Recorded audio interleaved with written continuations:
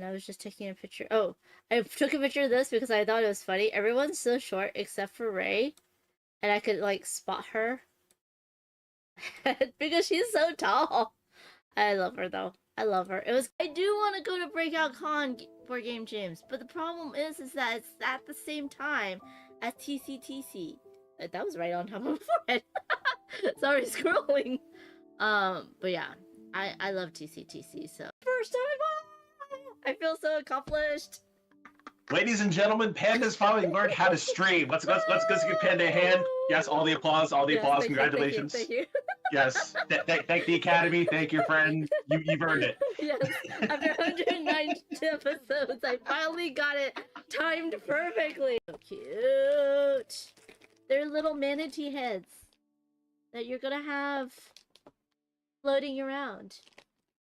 I was like, I mean, a bag of manatee heads does not sound cute. But when you put it, you know, on the cards, on the things, they look very cute. Playing games, can you put it back into the box?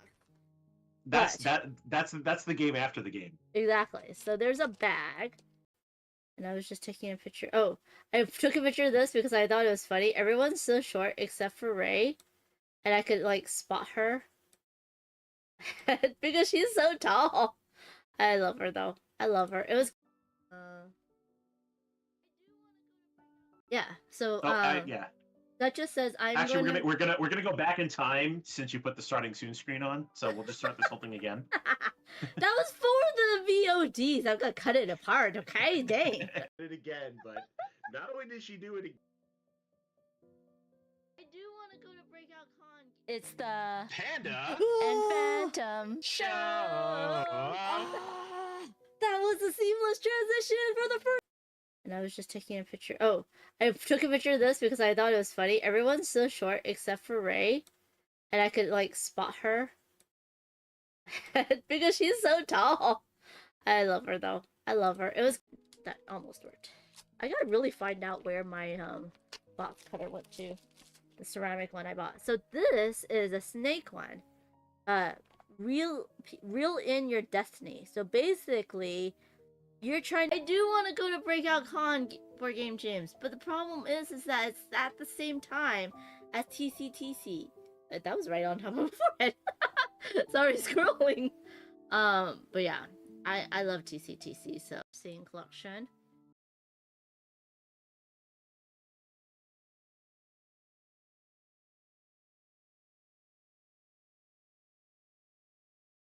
It again, but not only did she do it again. Yeah, so yeah. That just says Actually, we're gonna go back in time. So cute. They're little manatee heads that you're gonna have floating around. I was like, I mean, a bag of manatee heads does not sound cute.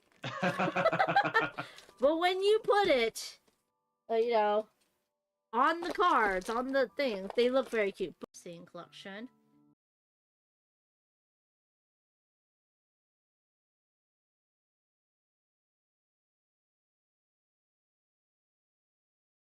It again, but not only did she do it again. Yeah, so yeah.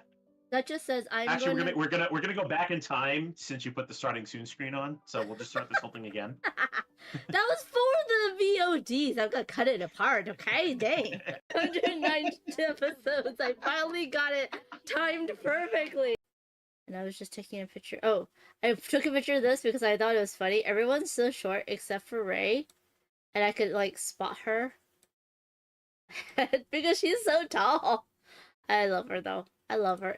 But when you put it, you know, on the cards, on the things, they look very cute. But that almost worked.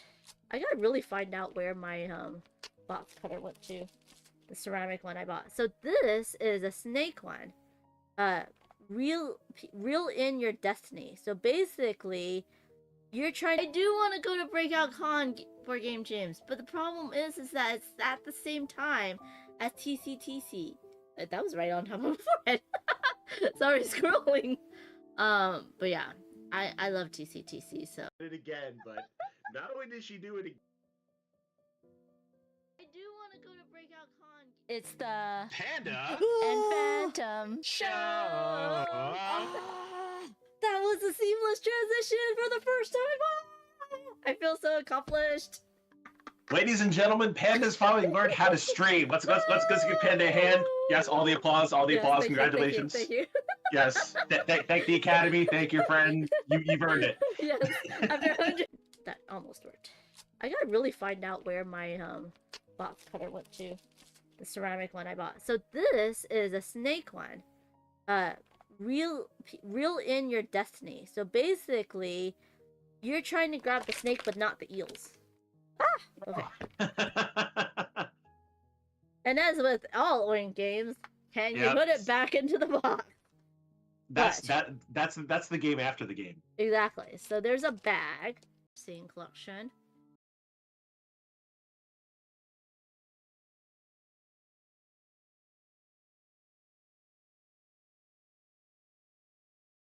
It again, but not only did she do it again. I do want to go to Breakout Con for Game Jams, but the problem is that it's at the same time as TCTC. That was right on top of my forehead. Sorry, scrolling. But yeah, I love TCTC, so. And I was just taking a picture. Oh, I took a picture of this because I thought it was funny. Everyone's so short except for Ray, and I could like spot her because she's so tall. I love her though. I love her. It was. But when you put it, you know, on the cards, on the things, they look very cute. But I do want to go to Breakout Con for Game Jams, but the problem is that it's at the same time as TCTC. That was right on top of my forehead. Sorry, scrolling. But yeah, I love TCTC, so. First time, I feel so accomplished. Ladies and gentlemen, Panda's finally learned how to stream. Let's give Panda a hand. Yes, all the applause. Congratulations. Thank you. Yes, thank the Academy. Thank your friend. You've earned it. Yes, after 109 episodes, I finally got it timed perfectly. Scene collection.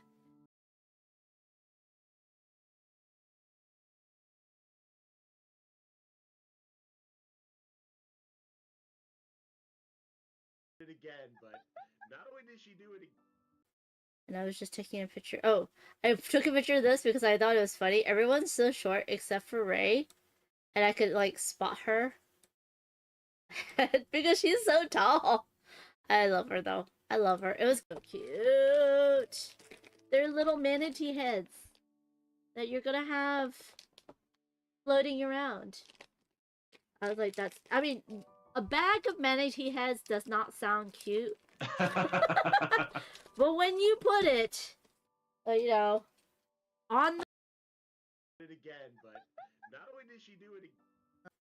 And I was just taking a picture. Oh, I took a picture of this because I thought it was funny. Everyone's so short except for Ray, and I could like spot her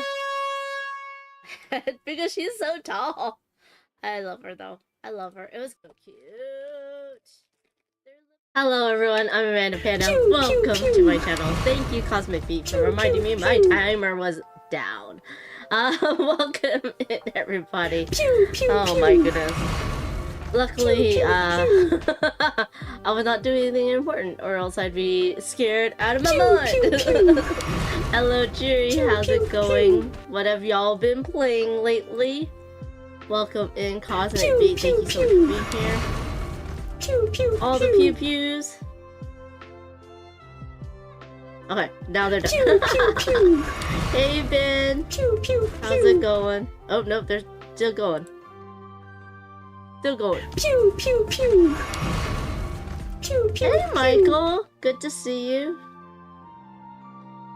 Okay, I mean they just. I gotta figure out how I can not hear the blurbs, but thank you Chiri for all the pew pews. Hopefully they were not too loud and you could still hear me. You finally played Bus last week. How did you like it?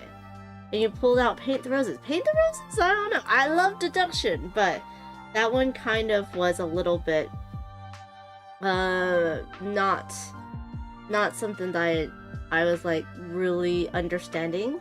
So I didn't really enjoy playing it because I was like, I don't understand this. Like old curmudgeon person. Anyways. Yeah. But yeah, Paint the Roses is a good deduction game. It's hard though. It's really hard. Yeah, so how have y'all been doing? Michael, are you recovered? You and Steph recovered from BGG Spring yet? I saw your haul. I honestly don't think you have a house, you have a warehouse for board games. But, that's really cool. Oh yeah, we recover quickly. Oh, nice. Very good. That's very, very good. Warehouse 13, right? Exactly. You should have like a Warehouse 13 side, but instead of stars, you have meeples, the 13 meeples. If you didn't know, Warehouse 13 has an actual logo for the actual organization, the warehouses. So yeah. That's your game? Wait, you designed Warehouse 13? How did I not know that? Oh, is Rusty the one that told you? Oh, wow. How did I know that? I do that all the time, y'all. It's really kind of crazy where I would get to know a designer and not know any of their games. I just know them as a person. Oh, that's crazy. I definitely backed that one. I love Warehouse 13, the show, so I backed the game. But I didn't know you designed it. That's... Okay, I'm gonna... BGG it real quick. Man, 2019. Yeah, that's crazy. Yep. There you are, Michael, and then Russ, and M. Sean Smith the second. But that's so cool. Have you designed any other game? Let's look at Michael's. Nope, you designed no other games. What happened, Michael? You need to design more games, sir. But that's really cool. That is real cool. It's funny because I was talking with Eric, and Eric was talking with a designer, developer, and Eric's like, have you designed any games, Amanda? I'm like, no. He's like, why not? I'm like, oh. Oh no! Oh no! Just the expansion that will never... You just designed the expansion that will never be released? Sean stole the Kickstarter money and then... Oh my goodness, that's crazy. That is really crazy. Oh, that sucks! That really sucks. What a horrible experience for your first design game. Oh my gosh, I'm so sorry about that. That's really horrible. Yeah, it sucks for everyone. Agreed. Well, so I guess you could have the license now, right? Like, someone else... Well, no, you would have to have the Warehouse 13 license. Which probably... I don't know, that's really hard to get. So, that's surprising. That's really sad. That's really sad that we're not gonna get any more Warehouse 13 stuff because of that, but... Wow. You think you know people. It's long expired. We paid 5 digits for the license. Oh my goodness. So you added your own money to this and didn't get your money back, huh? Your investment. I mean, your time, of course, your time investment is lost, but and any profits, but man. And Sean's family is not doing anything to make it right? That sucks. Russ mostly lost money. Oh, you lost time. Oh, okay. Oh, that sucks. though. That really sucks. It's hard when you work with people, right? And that's why contracts happen, and they're supposed to protect you. Oh. He has daughters, but he just lived off of it. Oh, until he passed away. So, he stole the money, lived off of it until he passed away, and then there was no more money left.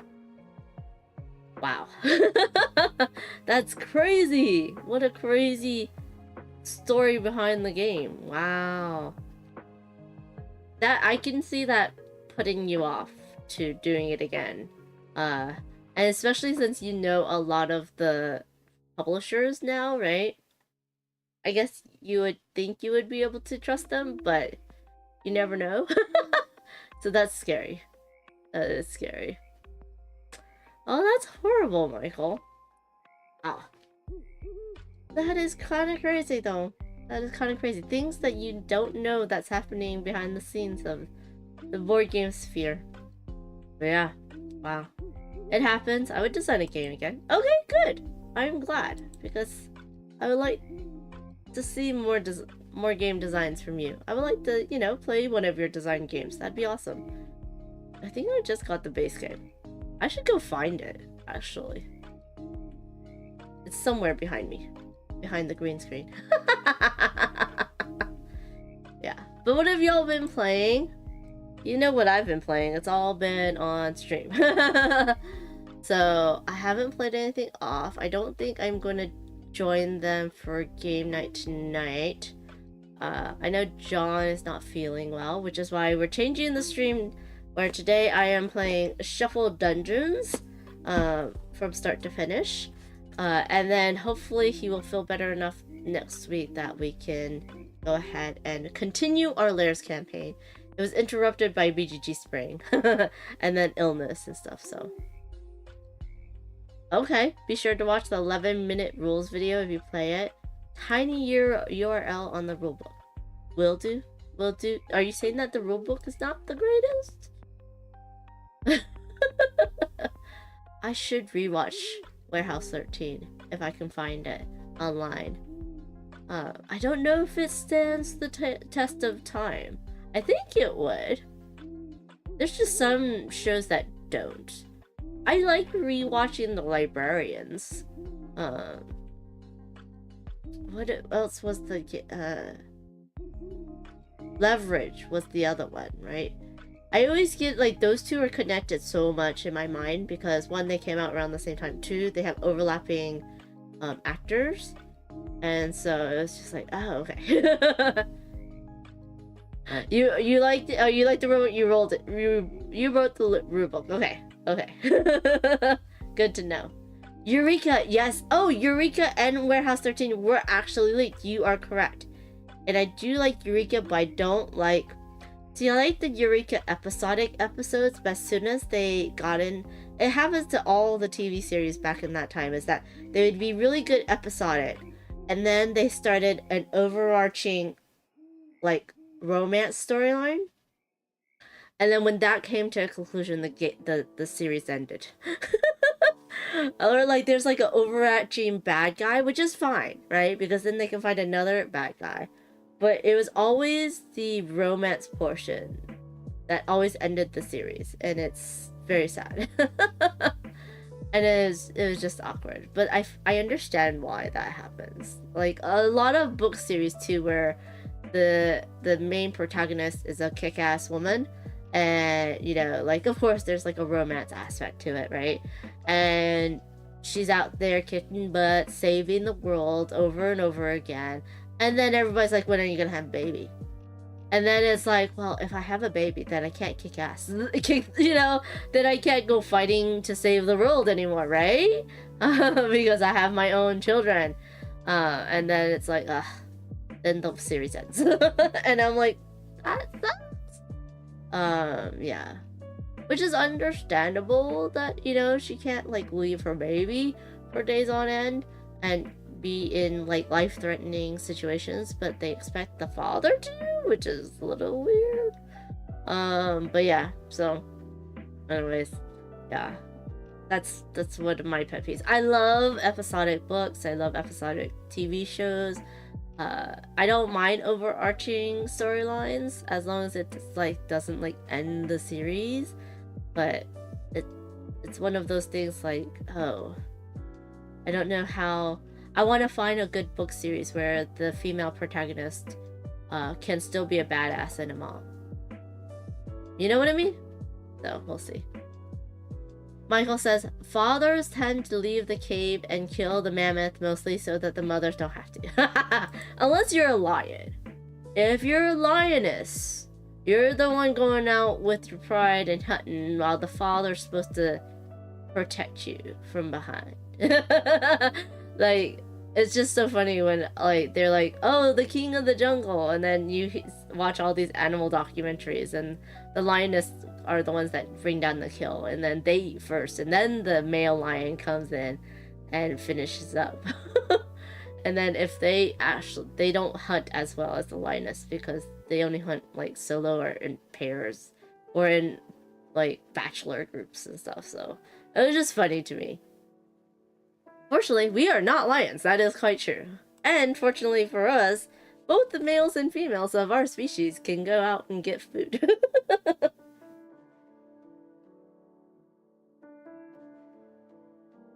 Michael says, so Homeland has a strong protagonist woman, and she has a kid, but it doesn't go well. Specifically because it's hard to be a single mom and raise a kid.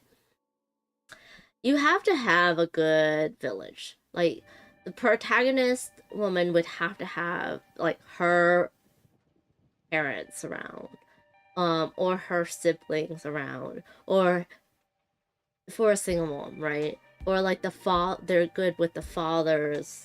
The father is like, she's a widow, and the father's family comes and helps take care of the kids. That's only the way it works, right? Right? And be a badass. Exactly. I should watch it. I just don't know about. Isn't it Claire Danes? Is the head of Homeland, of that TV series? I mean, I'm sure she was good, but it didn't. Like, I wasn't drawn to her acting style, so I should try to watch it. I don't know where it is online though. Homeland. We have so many series. Like, where would it? Hulu. I don't have a Hulu. I don't have a Hulu. What do you call it? You know what I mean. But yeah, now there's so many streaming services. You have to get. I like the whole rotation thing, but I'm always afraid they're gonna not know my past history and then just show me and I have to retrain it. It's so annoying. She's somewhat of an unlikable character, but so her acting style matches that. See, that's kind of why I'm like, ugh. I was not intrigued by it in the beginning because, yeah. I don't know. I just finished a book series where the end of the series was she was pregnant. Like, it was fine that she was married because her husband was part of the crew that she goes and fights the baddies with, and he helps out and stuff, but yeah, she had to end her career to settle down and have a baby. Yeah. Netflix has it. Oh, that's interesting. I do have a Netflix subscription. Hello, Deadpan. Welcome in. What have you been playing lately? With Giggles? Hello, Roland Reggie. What's going on? Oh, aren't you going to Origins soon? Isn't Origins? Is it not? It's next week, right? Wait, hold on. When is Origins? Let me see. Oh, it's 2 weeks from now. Okay. You still have time. How's the baby? How's the family? What's going on? Oh yeah, how's the podcast going as well? If you don't know, Roland Reggie's part of a podcast with Jazz, which is lovely. 3 weeks away, I can't wait. Yeah. I wish I was going to Origins. I would have to work it though, and I don't think I know anyone that will bring me to work Origins. So I won't be going this year. First con all year because the ba. That makes sense. Well, next year or the year after, you can go to BGG Spring, which is all family friendly, so... And it's all playing games, so... Michael says, Steph and I finally played Brass. I saw that. We have hot takes. I also saw that. I was lurking while y'all were doing that, just doing some work, and I can't wait to rewatch it because, yeah. I know. I played Brass Birmingham. I played another Brass. I don't think it was Lancashire. My friend has Brass Pittsburgh because Grant is in the area, and then he played it with Going Analog, Shu, and Christina, and then left at their house. But they had some issues with the game. I think it was with the rule book, not really with the game per se, but with the rule book and some of the pieces. So hopefully that was fixed for the final version after the Kickstarter. I did not back it, but I'm pretty sure there's at least 2 or 3 people around me that backed it that I would play with. But it's one of those games, like Brass is not my favorite. It's not my favorite like strategy game in general. I understand like people love it, but it's one of those games that never clicked in my brain, so every single time I have to relearn the whole thing and really re-understand how everything works, and half the time it's not enough time for me to do everything. So Reggie says, actually, lies! Went one day to GameStorm. That is your first con after the bye-bye. Still haven't played Brass myself. Reggie, you haven't played any of the Brass? Isn't there 3 or 4 games now? Michael says, yeah, Reggie, I'm 8 years late to the new version. Hey, Board Gamer Steph. Yeah, not worth the effort. How are you doing, Steph? Yeah, see, the thing is, I like playing heavy strategy games. There's just, like, some of them that are clear-cut that I'd be like, oh, yeah. And you just relearn kind of the iconography, some of the steps in the turns, and you're like, ooh, ooh, ooh, you're going. It's easy to get right back into, and it's fun. But like with Brass, you have to like relearn the whole thing every single time. It's a little bit too much. Yeah. Yeah. Steph and Michael, are y'all going to Origins next?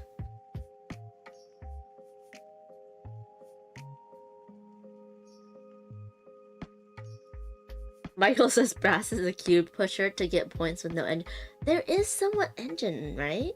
I thought that Brass has some kind of an engine. And like you have to like, from what I remember, like you had to like go around people, or you have to give them stuff to use their stuff. Stuff like that. Oh, next con is Gen Con. Awesome. My next con is Omaha Gaming Convention, then San Diego Comic Con, then Gen Con. Hello, Ab Trube. Welcome in. How's it going, sir? What's your next con? Are you going to Gen Con? I'm sad I didn't get to go to your game day last time. Because I was at BGG Con. But I hope you all had a good time. I do want to do a game day with more strategy games with your group, because I know that you like really heavier strategy games. Oriam Steph says, no origin. Michael says, no engine. You build buildings that work once and never again. Oh. Yeah. I like engine building games and the strategy of like building that up so that you get a good final push right at the end. But yeah, I can understand. Hey Myra, how's it going? What have y'all been playing? Michael says, we do that. We do too. Yes. Yeah, it's weird. There is some strategy games that have no engine that I do not mind at all. Like Ultimate Railroads, I don't mind. I like it. I don't think it has an engine. It's a worker placement game. So I don't know why Brass is not hitting the right notes for me anyways. But yeah. But it's not. Let's see, my last games that are heavy strategy. I really liked Windmill Valley.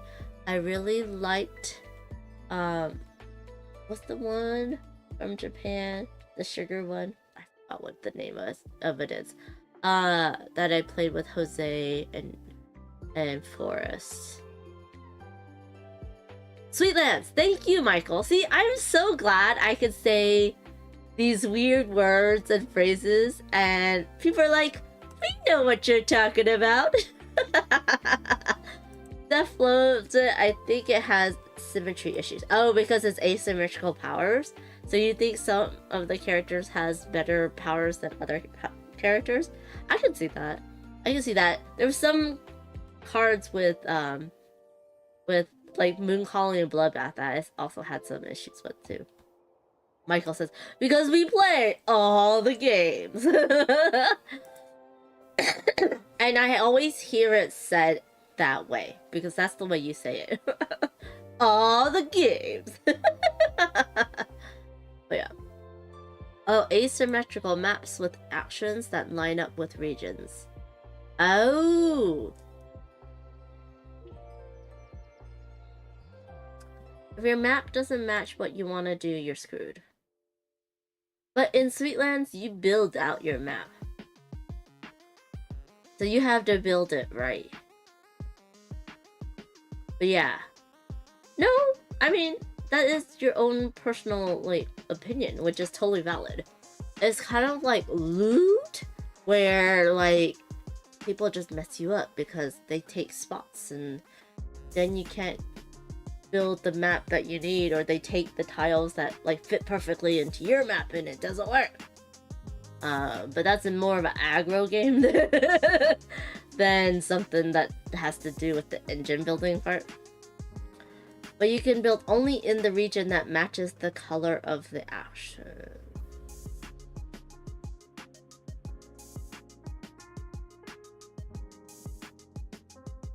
Because you're taking the tile of that color.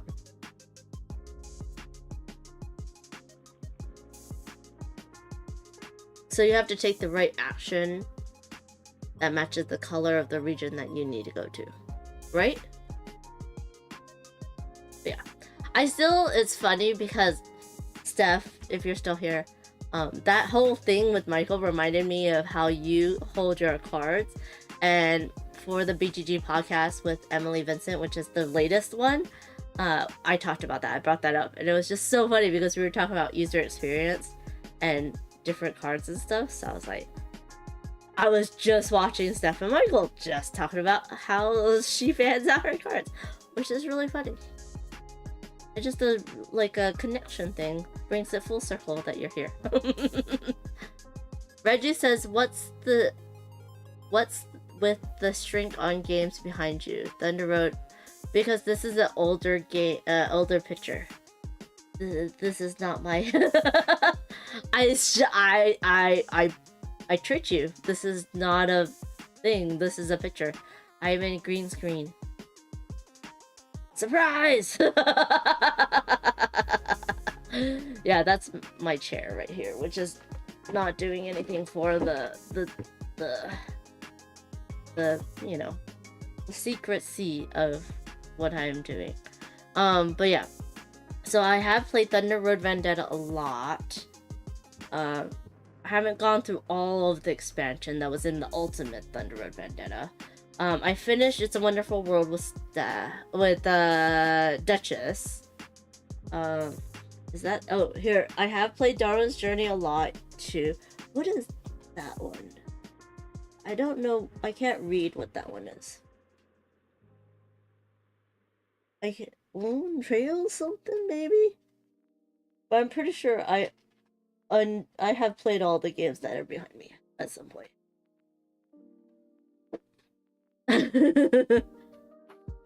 Steph says, it's, yeah, crazy how everyone's agreed. And she doesn't sort how. See, that is a crazy. That means your mind is amazing that it sorts itself. Like when I play Mahjong, the really, really, really good gamers do not sort their tiles. And they still win. Because if they sort their tiles, then you know, like, oh, this tile is in this section, so they have all these other tiles in that section, right? And most new Mahjong players will sort each suit and then from low to high. Because unlike Steph, everyone does low to high from left to right. And so if someone pulls and takes out a tile from the middle, you're like, oh, that was a 6, which means they have, that's in the middle, that's where the suits of them is, and then you know, yeah, okay, I see kind of what they need, you know, that type of thing. Yeah, how you fan them, yeah, is what we were talking about. Magic! Woo. Yep, it is. Trailblazers, I have played it. I have played it. Reggie, I too love Darwin's Journey. Play it a lot on BGA. Thanks for being right back, Michael. Speaking of being right back, I'm not going anywhere, but let's go to the table and start unboxing this so that we can talk while I unbox. But yeah, so it's kind of, I need to update the picture behind me. I just have a stack of games be in front of that shelf unit, and so I haven't been able to get a picture of that. I really need to do a big haul. I need to do a big haul is what I need to do, and I'm kind of scared to do it. It is one of the things I need to do. So, and I don't know how I'm gonna price any of the games. I don't want to do any of the shipping. You know how it is. Hey Eva, how's it going? Myra says, what games do you play on BGA? I think if you're my friend, you can see all the games that I've played on BGA. In the mornings for solo, I play, gosh, what's it called? I play Tagomi, the Guild of Merchant Explorers, or the Roll and Write with the band, the music. Oh gosh, what is it called? The bigger box than you would think it is. Oh, not On Tour. That is another Roll and Write that has music, but you're right. No, it's about collecting your band people. It has the lead singer, and then you have like the 3 different other types, and it's a draft and Roll and Write. Steph says, I love Guild of Merchants Lord. Me too. It is like my favorite Roll and Write in a board game. Myra says, what plays well on BGA? Card games play really well because of setup and tear down and shuffling. What else? Any Roll and Write plays well on BGA, but then some of them don't allow you to undo, which I don't like. So there you go, Steph. Thank you. Draft and Write Records is what I was thinking of. That's what I play. So any card game, any Roll and Write, anything that's not a... Most heavy strategy games do not play well on BGA because you need to be able to see things clearly. You need to be zoom in and move around, and that's hard on BGA, especially if you're gonna play on your phone. So yeah. Oh man. All the games. Hey Timey. So what else do y'all think plays really well on BGA besides card games, Roll and Write games? I don't like big heavy games on BGA, even though you can take your time if you play async, but it doesn't help you see everything you need to see, and you're doing a lot of scrolling back and forth. So yeah, like Barrage. Barrage, I'm pretty sure it's not going to be as good. BGA has gotten so much better in the past few years, ever since Asmodee picked it up, right?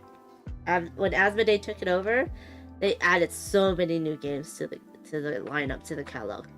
Timey says, agree, push your luck dice games go very quickly. That is very true. Dice games are good on BGA too. You just don't feel the fun of rolling your dice. Barrage, not good on the table. Michael with the hot take. Barrage is not good on the table either. Oh my goodness. Oh, there's a tower assembly. Oh, do I get to assemble a dice tower? Okay. Interesting. No, that's not part of the tower. Oh, there is dice.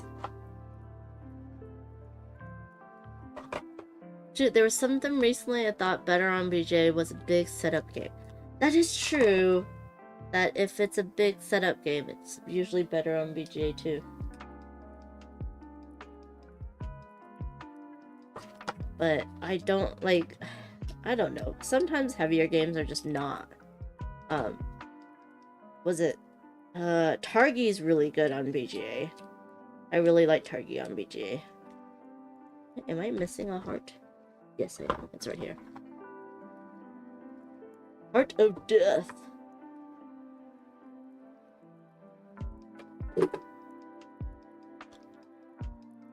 Hot take, hot take!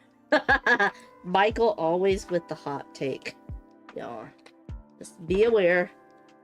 Don't let him burn you. I agree though that a game cannot be for you and you can still like the designer or the design. You know what I mean? Like, with so many bad owners, like, it's hard to support certain companies and then you're like, but I love the designer or the artist, that type of thing, you know? Or even like, you were saying how one of the designers was very, what do you call it? Was very defensive when you didn't like their game, and I'm like, it's all about taste. It's not like your game is a bad, it's one thing if your game's a bad game.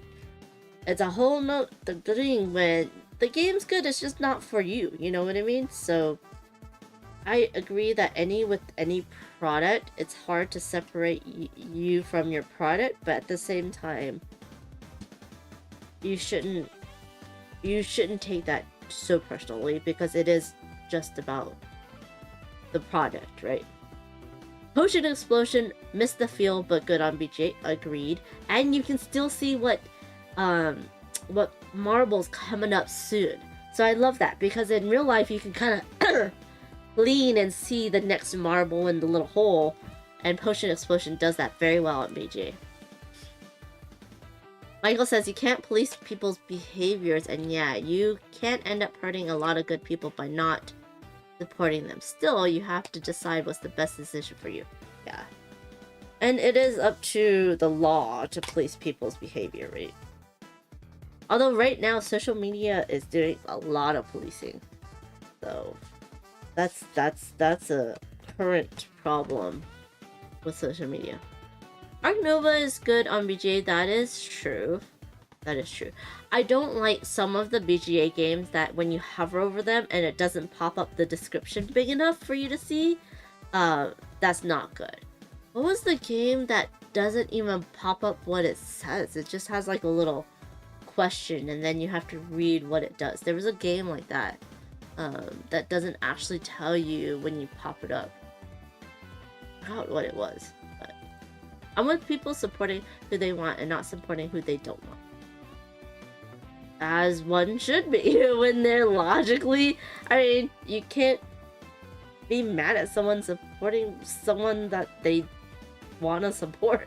That's the whole thing with freedom? I don't know. Sometimes when people are like when people are angry at other people for wearing a mask, like, what the hell? Like, what the hell? They're just protecting you as well. Why are you angry at them? It's really weird. Alright. I take the A, which I don't know which is A now. Oh, see, there's the little B. There's C. There's A. Yes, I chose right. Face the side with the game logo away from you. Take B and connect it. Got it. Did I connect it right? I did. Okay, excellent. And then I'm guessing the torches are facing it. Good, good, good. Take C. I did that logically correctly. I know that logically it's easy enough to put these together, but it's nice when you have assembly rules. Michael says, yeah, but some people get mad when you don't boycott a company person. Do they think you should, and vice versa? It's hard though. I think a lot of people don't understand that it's hard to, like, you're not only hurting just the company, you're hurting everyone else who got swept up in it. You know, like, it's one thing because there's one company that I'll definitely boycott. Because everybody there, like the designer and the owner and the developers are crap, right? They're not good people. So I'm happy to, and then just like if I see someone that's good, that's thinking of working them, you know, you give them a little nudge, like, be careful. Who you need to know who you're working with, right? Um, but when it's like one person that's the owner, everybody else is a good people. It's hard, right? It's really hard.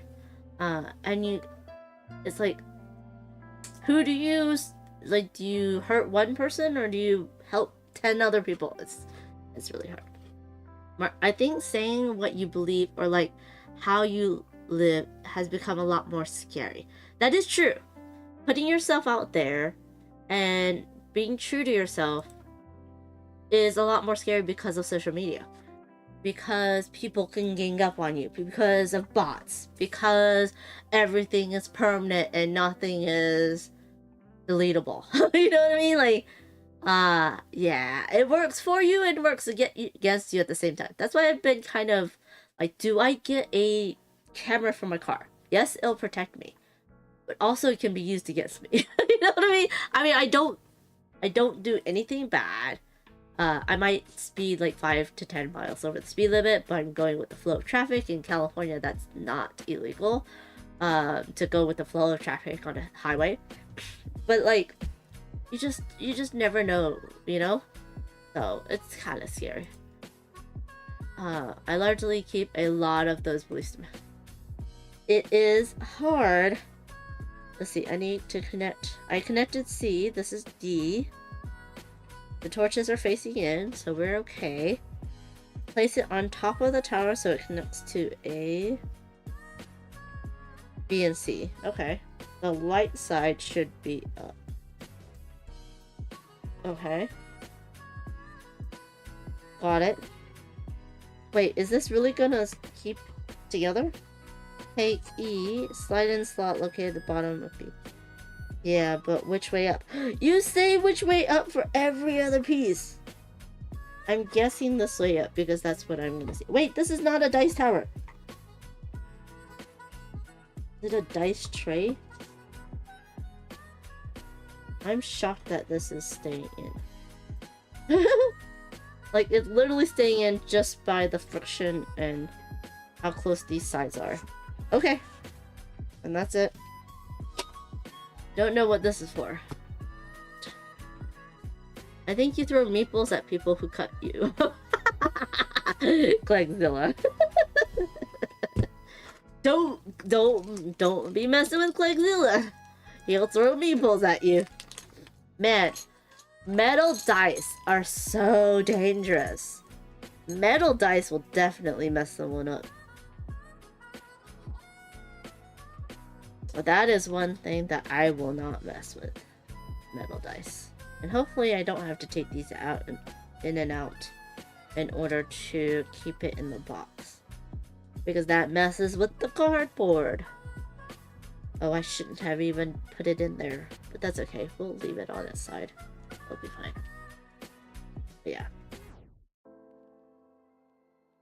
Oh no! Oh good. I was about to say, was there not enough? There is. Like, these are good size. Like, they slide in and out nicely. Oh, they don't. Yeah. They slide in very easily and they don't slide out. I'm like, who's the manufacturer? Oh, it is Panda. No wonder. I was like, this is really nice. Well, yeah, it's Panda Manufacturing. The gold standard of board game manufacturing. And not just because it's pandas. Michael says, find someone to teach you how to kick people in the head. I'm a little too short to reach someone's head with my foot. I can reach other parts fairly easily. Just not someone's head. Okay, so we have... It looks like we have multiple... Okay, I think these are the dungeon? There's a bear trap? That's so rude. You'd be surprised how far my reach goes. That's funny. You know how short I am, though, Michael. Mara says, sure, Panda.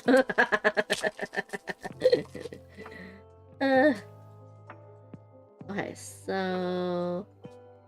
It does look like these are supposed to go onto the other side. I don't shuffle anything anymore, just in case I'm not supposed to shuffle. It's always like you want to shuffle every deck you open, but not necessarily a good thing. Hey, now I can use this bag for the hearts. I'll put 1 heart in there to remind myself. That's good. Hopefully they do all fit. Okay. Now I have everything. Yeah, but you're younger than I am, and I kick above my head. But Michael, if I kick above my head, bag of hearts. If I kick above my head, that's still not tall enough to reach some people's heads. I could probably reach their shoulder. Like, yeah. That's how short I am, Michael. Come on, you know me. Like, literally, I'm ahead. Like, I'm not even up to people's shoulders. I'm up to people's armpits. Kick over the shoulder. I don't know how much that would hurt them. Although, what was it? The Three Ninjas? Did anyone watch that very old movie from back in the 80s or 90s where you're supposed to like use your knuckles and kick, like hit people in the armpits or like right under their armpits? It's supposed to hurt.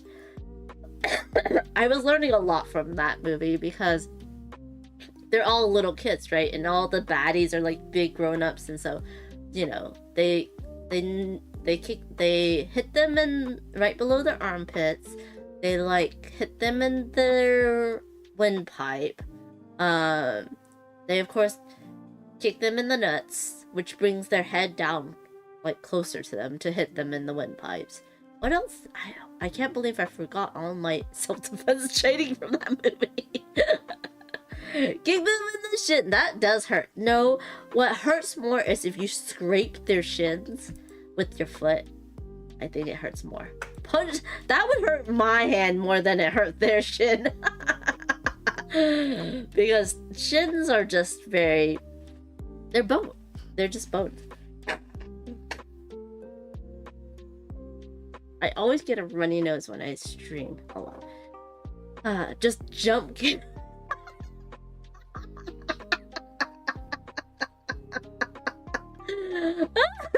Jump kick them in the How short do you think I am?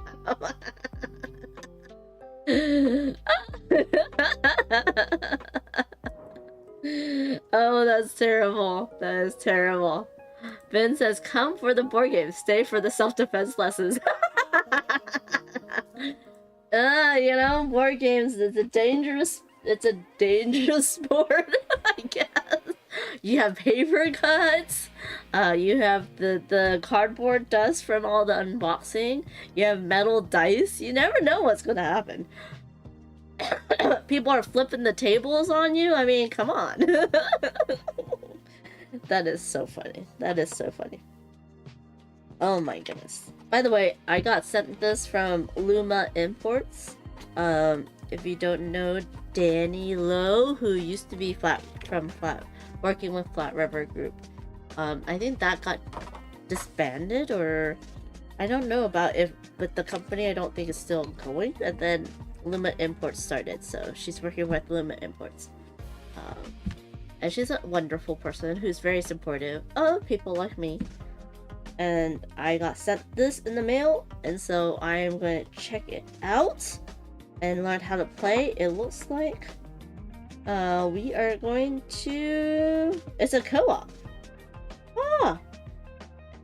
That's a dungeon crawler. Awesome.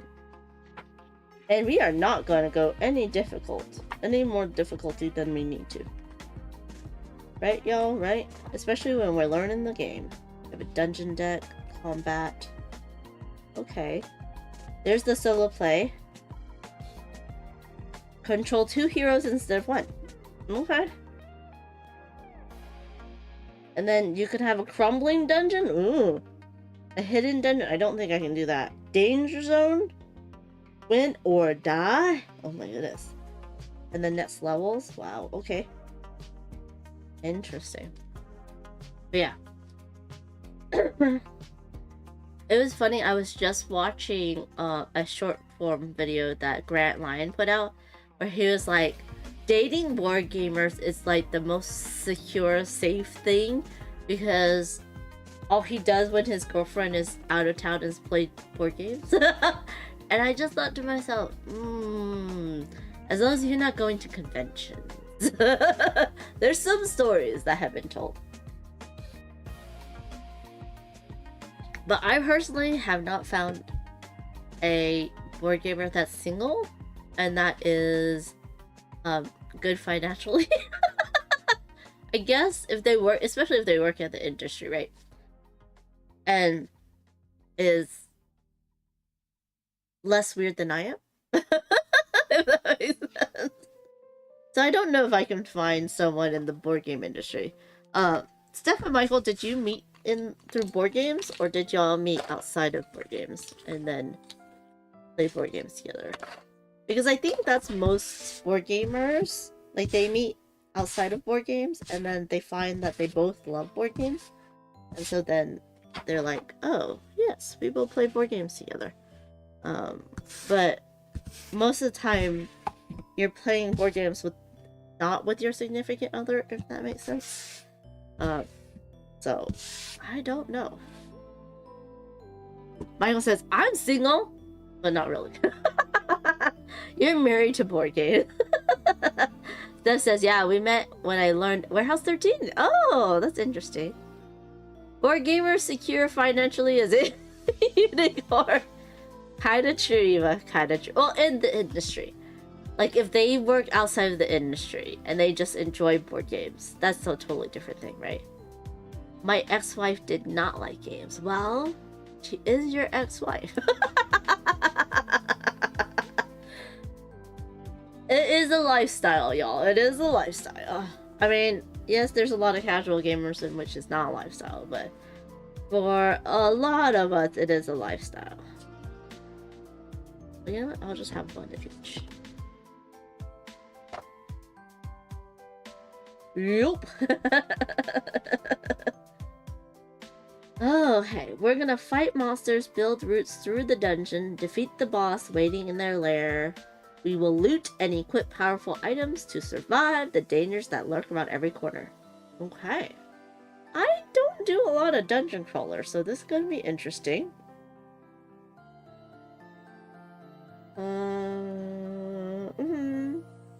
Yeah, so the base game is very for casual gamers. It's made for casual gamers, but the rule variations is what makes it interesting for more seasoned gamers. Okay, so this is the inner round marker. Put our hearts there. Steph and I are a perfect match. It works great. So yeah, it can happen. That's awesome. That is interesting that you were not. That is interesting.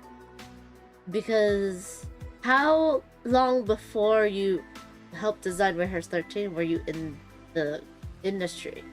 Like, you weren't a content creator before then, right? Or you weren't. I always am interested to see, like, how many games a game designer plays before they design their game. Which is something that Eric Lang's been talking about, where, like, he likes it where someone who's totally new to the industry just puts out a game and haven't played a lot of games. But I'm like, but then, I mean, yes, that's how you get new ideas and new ways of looking at things, but also they need to playtest so that they know, oh, this has been done 100 times already, type of thing, you know? I was just a gamer. I played since I was a kid, heavy games since my teens. Okay. Yeah. You hate when someone just makes a game and puts it out without playing a lot of games. But see, the thing is that when you play a lot of games, then your game either becomes trying to be completely different and unique, or it's just an amalgamation of all the games that you've played. So I can see where the initial, like, design should be something kind of clean. But then he needs to he or she, right? The designer needs to play test their games with a lot of different people, so that then they get the feedback, this game is like this, or this game is like this, like this is not a new game, redo it, you know, or this is really interesting and different, focus on that, which will help. So yeah, playtesting is very, very important. Michael says you need to play hundreds of good and bad games before deciding. Oh, another hot take. And now that I'm in my 20s, I'm doing great. Yeah. Yeah. 20s for the last 20 years, right, Michael? Okay, 30s. That makes more sense.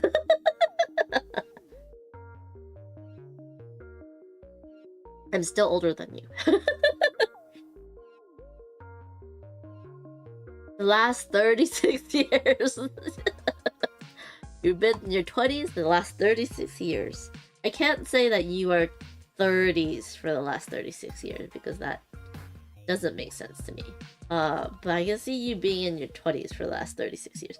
It is funny because I think for the longest time everyone was like, oh, just stay 25. And then it jumped to just stay 35. Actually, no, wait. I've been in my 20s for the last 46 years. Not 36. You're not 66 years old. That's not true. You can't be 66 years old, Michael. That's kind of crazy. I can barely think of you as a 56-year-old. That's... No. No. No. No, 36. Oh wait, 36? You've been in your 20s for the last 36 years. Yeah. That makes more sense. But still. Yeah, you don't act like you're 56. Biz says, I wish I had to play hundreds of board games before designing. But I agree, in the spirit of the statement, you do need to do your homework before designing. I think it's okay to design before you do your homework, but you need to do your homework before publishing. Is the main part for me. Like, design in your own little bubble all you want, but then do your homework, do your playtesting, talk to other people, search BGG before you publish, or before you pitch the game even, because it will save you a lot of time without like messing up the uniqueness of your thought process, right? So I think designing is fine without playing a lot of games, because it's like almost being outside of the box while you're doing it. But before you publish or pitch, you need to definitely play games, play test, talk to people, look up BGG. Michael's rules of game design. Yes. Bring your rules of acquisition. Oh my goodness. Oh my goodness. That's hilarious. That is hilarious. What is the number one of acquisition? Is it that everyone's out to get like, what is the number one Ferengi's rule of acquisition number one? Because isn't there also, it's not Picard's rules. There's another person that also has rules of their own. And I forgot which genre it was, or which company. Ah, yes. Acquisition rule number one. Once you have their money, you never give it back. Oh, William Riker just followed me.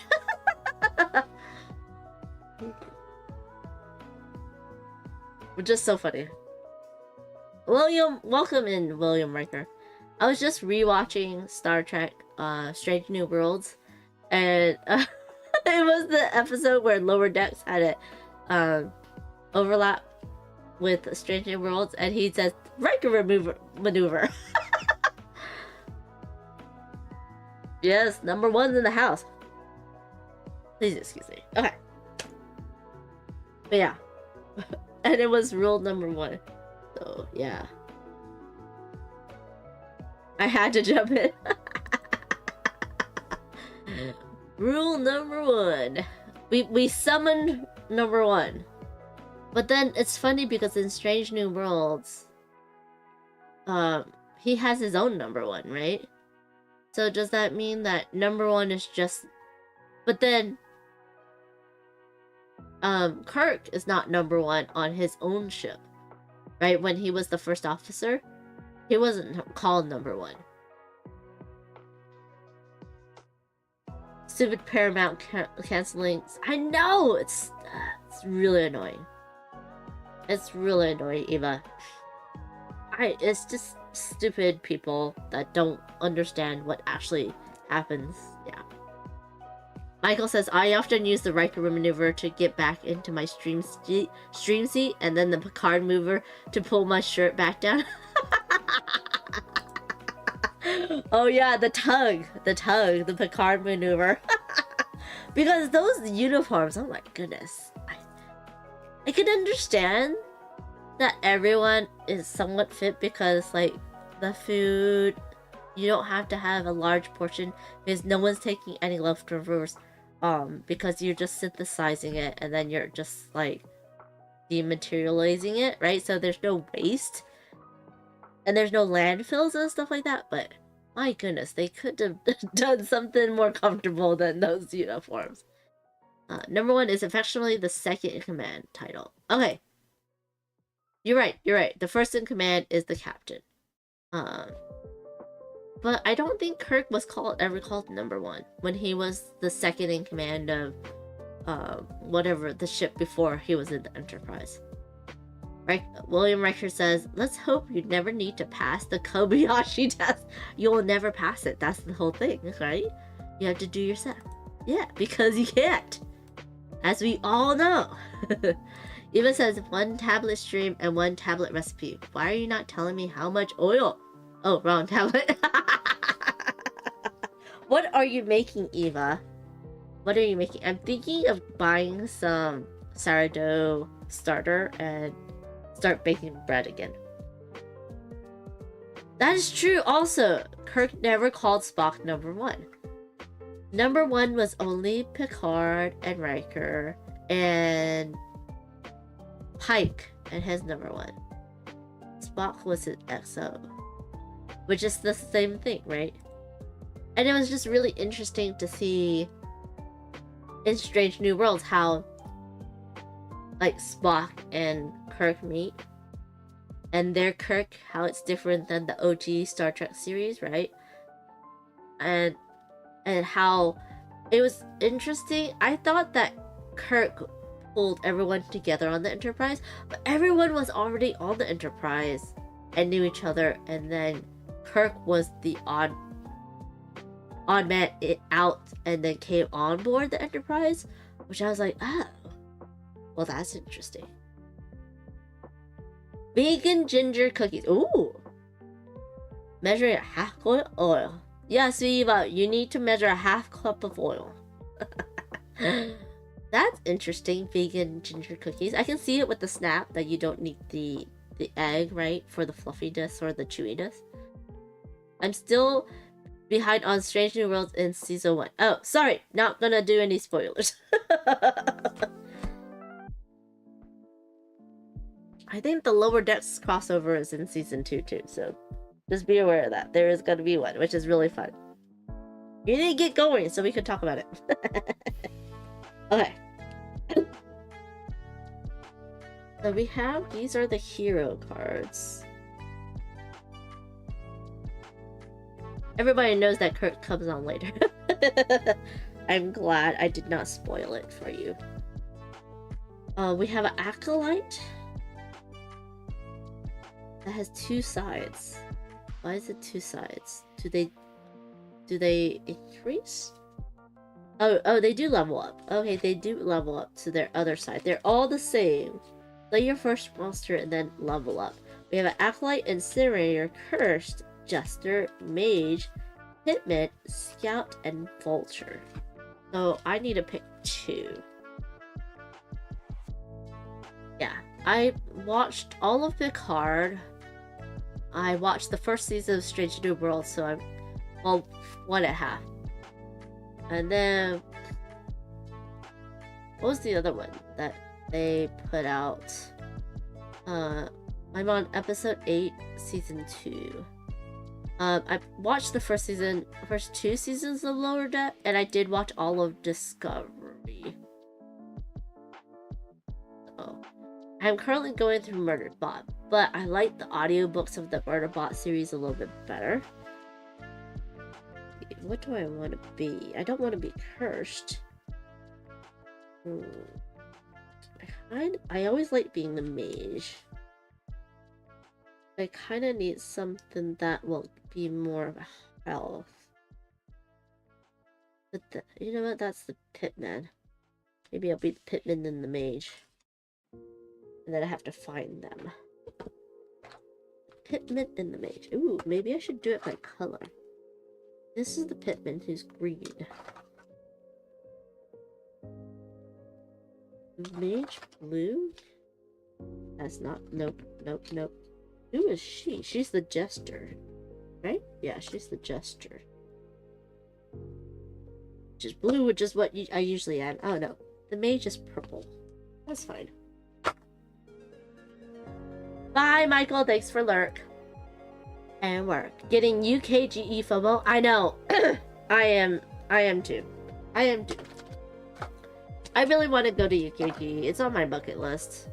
Just like the spiel was. Bye, Cherry. Have a good day at work. Thank you, Riker, for the lurk. Sorry, I thought that was Michael, but it was William Riker. Thanks for the work, lurk. Ooh, why do I have one this guy out? Okay. Michael says, I'm about to have to kick people in the head. Oh no. What happened?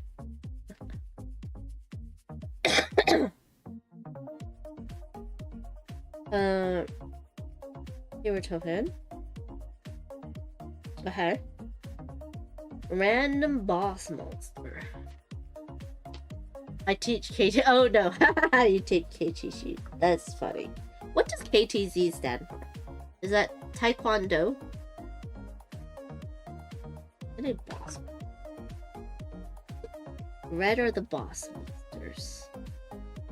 I think the boss monsters are in the deck with this deck. Yes. Oh, these are the dungeon entrances.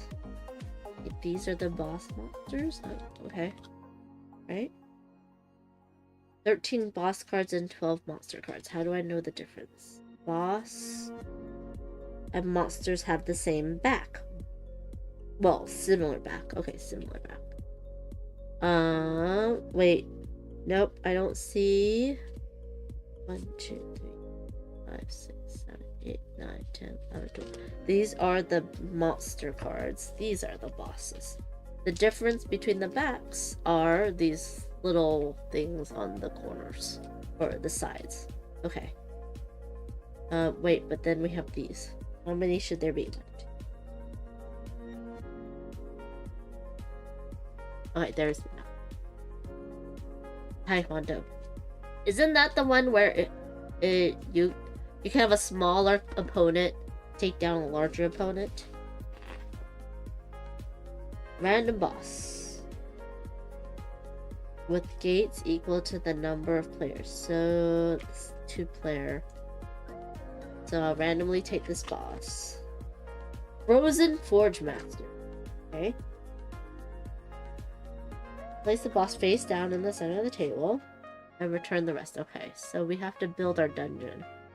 This will probably go away, so I can put it over here. It's where you jump kick people in the shins. What's the one where you tackle them and flip them? Like, which is the one that's good for women? I know there's one that's good for women.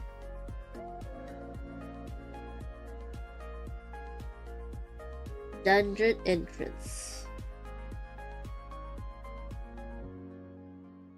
Take the remaining cards and shuffle them to form the dungeon deck. What's the dungeon deck? These are not done. Oh, these are done. Is these all Dutch? Okay. I guess these are all Dutch decks. Okay, so these are weapon cards. These are armor cards. Snack cards. Snacks. We have the spell cards. What's face up and what's face down? I'm guessing this is face down.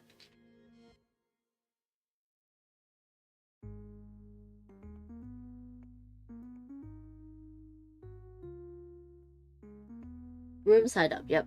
Room side up, face down. Oh my. This is gonna be a horrible shuffle. Oh, this is so hard to shuffle. Ah! Oh no, I'm not shuffling any of these in. My asthma has been getting really bad. Really bad. We do a little bit of flips and joint manipulation. Jiu-jitsu is good for rolling grappling. Ah. I think jiu-jitsu is the one that I'm thinking of that's good for women. Because we can use our bodies as kind of a way to as a leverage point, I think. I really want to just smash this together because this is not getting shuffled well.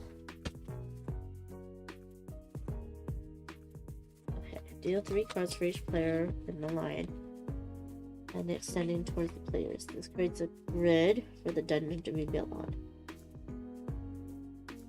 The center path facing them. Place your token home. If a boss was placed in the starting line, flip it face up. Great. Am I supposed to put the monsters in here too? I think so. Oh no.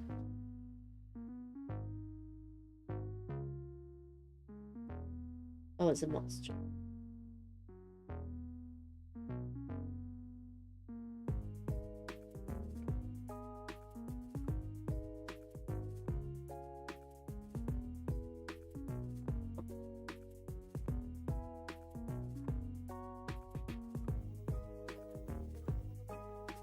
Aikido is supposedly good to use your opponent's strength and inertia against them. Not sure, haven't studied it.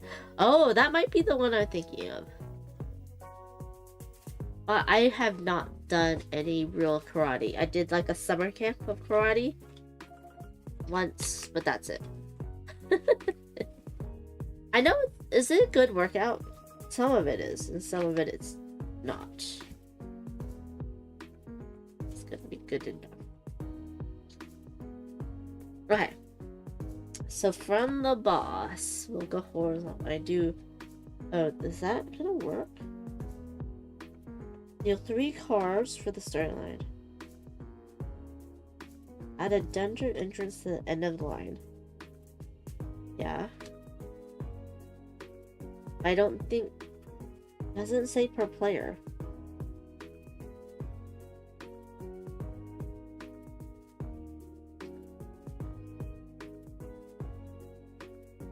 If a monster is placed, flip it face up and create its loot pile from the deck. But then this doesn't have a... This would cut it off. I'm gonna put it back in. Okay, so 1, 2. That does not fit. Yes, that does not work. So I'll put this one here, and then this has to go here. Is this for the cards? This is for the cards. Okay. So that I don't see what's coming up. Even though you can kind of see what's coming up.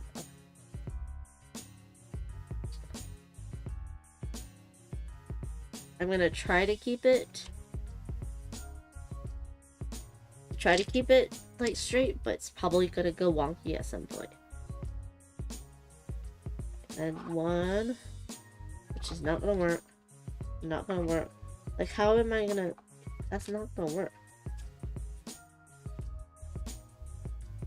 2, 3, and...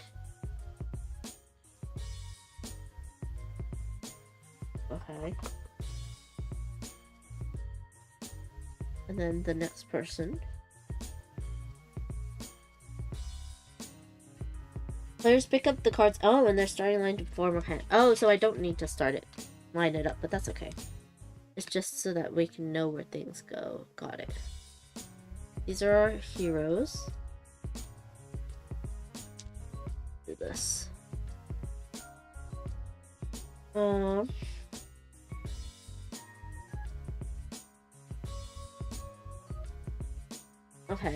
If there was a monster out here, then they would not be picked up and that hero's hand would be less. Okay. You're going to perform any number of the actions listed below, which are these here. Move to your speed of 1. Speed equals 1 room movement. What's my speed? Why is that iconography not on here? And there is... Okay. It does not have... It has the key terms, but it does not have a key iconography. And it's not on that page. Okay. Rulebook. Here we go, finally. Here's our stats. That is my attack stats. How many points you could add to your rolls.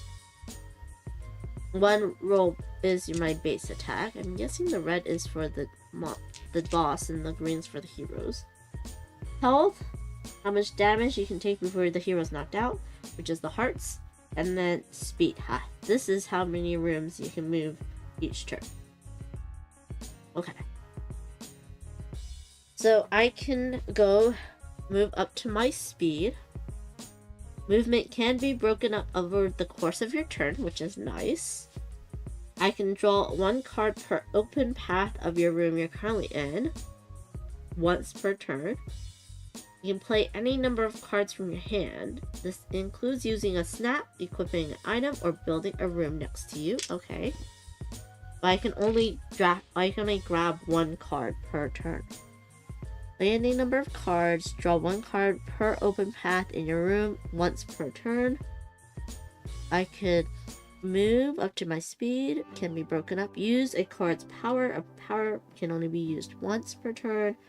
I'm just double checking that everything's the same out here. Trade. Trade cards with a player in the same room. You may give or take any number of cards from your hands as long as both players agree. And then fight or attack a monster. Yeah. And that will end your turn. Okay. If you try to end your turn inside a monster's arena, you still must fight it. Okay. Bye, Michael. Thank you so much for being here. I hope you and Steph have a wonderful rest of your day. Okay, so now we have heroes. I just talked about their stats on their things. When a hero slays a monster, they level up. Any one hero who participated in combat flips the card over. The active player has the final say. You have a maximum hand size of 3 and must burn extra cards if you end your turn over the limit. And they are discarded into a burn face-up pile to distinguish them from the deck. Okay, so I have the deck in here. I guess I'll burn it off to the side.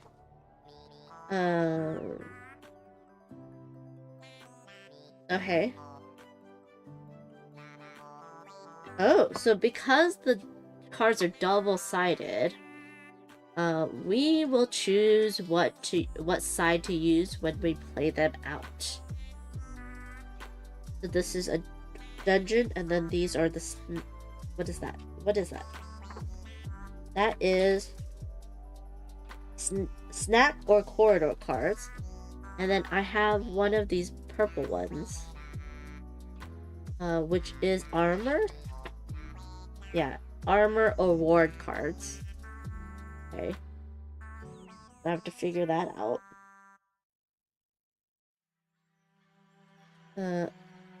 Building rooms. The only way heroes can get around is to build rooms.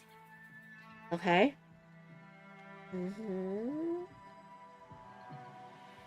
Once a card is placed in a dungeon, it cannot be picked up again unless another card says so. An open path means any path in a room that's not connected to another room, and not blocked by a wall or monster. Okay, so open path does not mean path, it means open entrance or exits. Some cards have a mini map like this that shows the surrounding spaces they affect. The colored non-black squares define a card's respective area. Okay. The ward may be activated anytime if you're within the area, not just on its space. It's purple. Spells may only be used in the impact a specific area, which are blue. And then attack, you can only attack a monster while in a room within the monster's area. That's in red. Okay. You cannot move onto a monster card. It itself is not a room. Okay. But once we put rooms on, I'm guessing either side, we flip it up. And then we have equipment cards.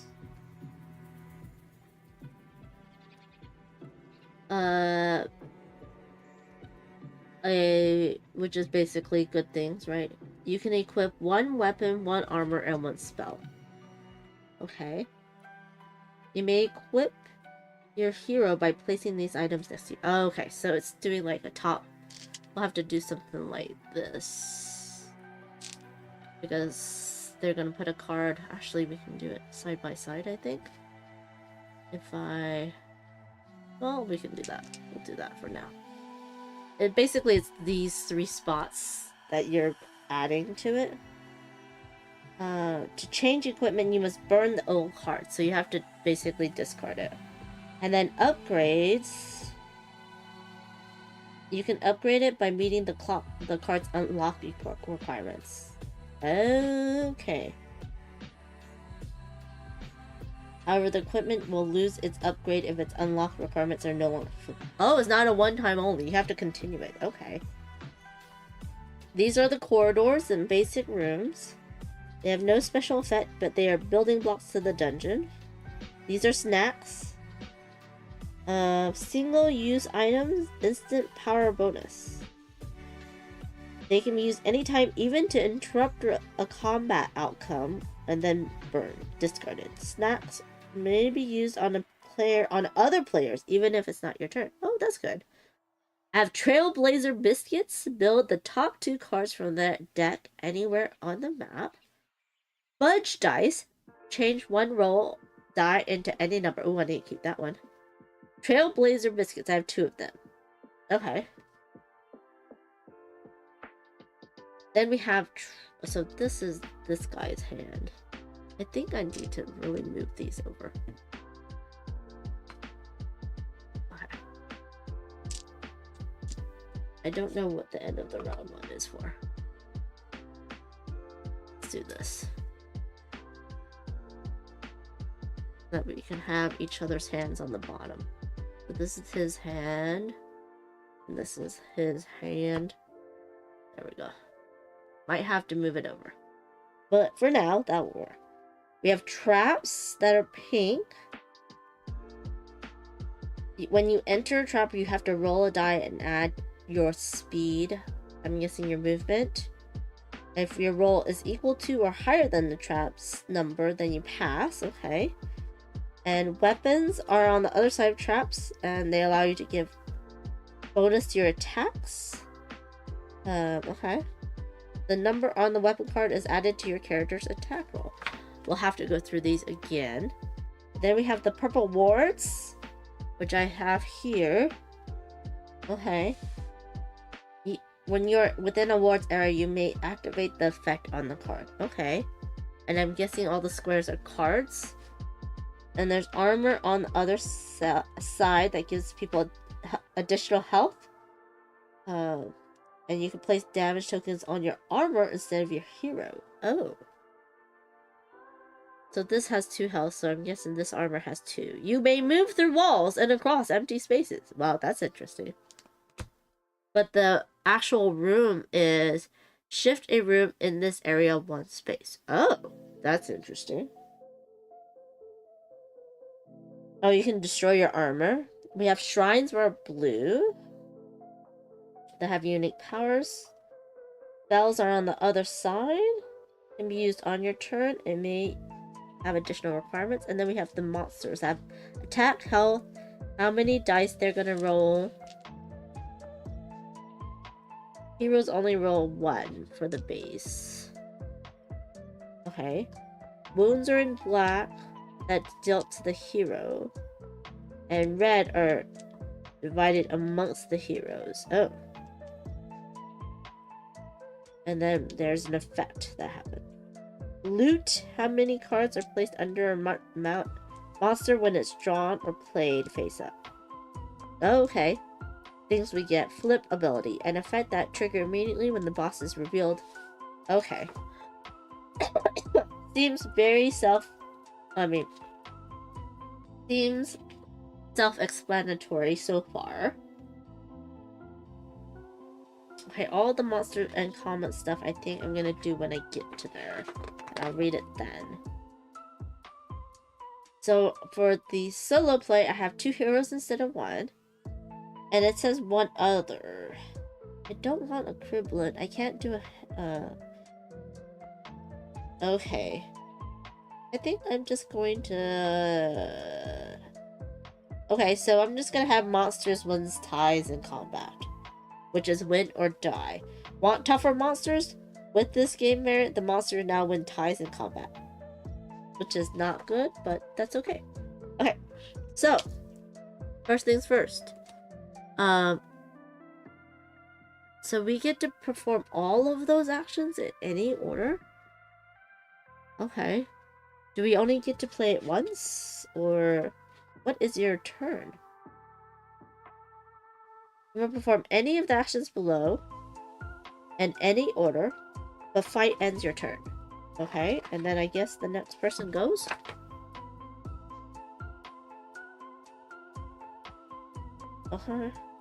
Okay, so let's see what I want to do.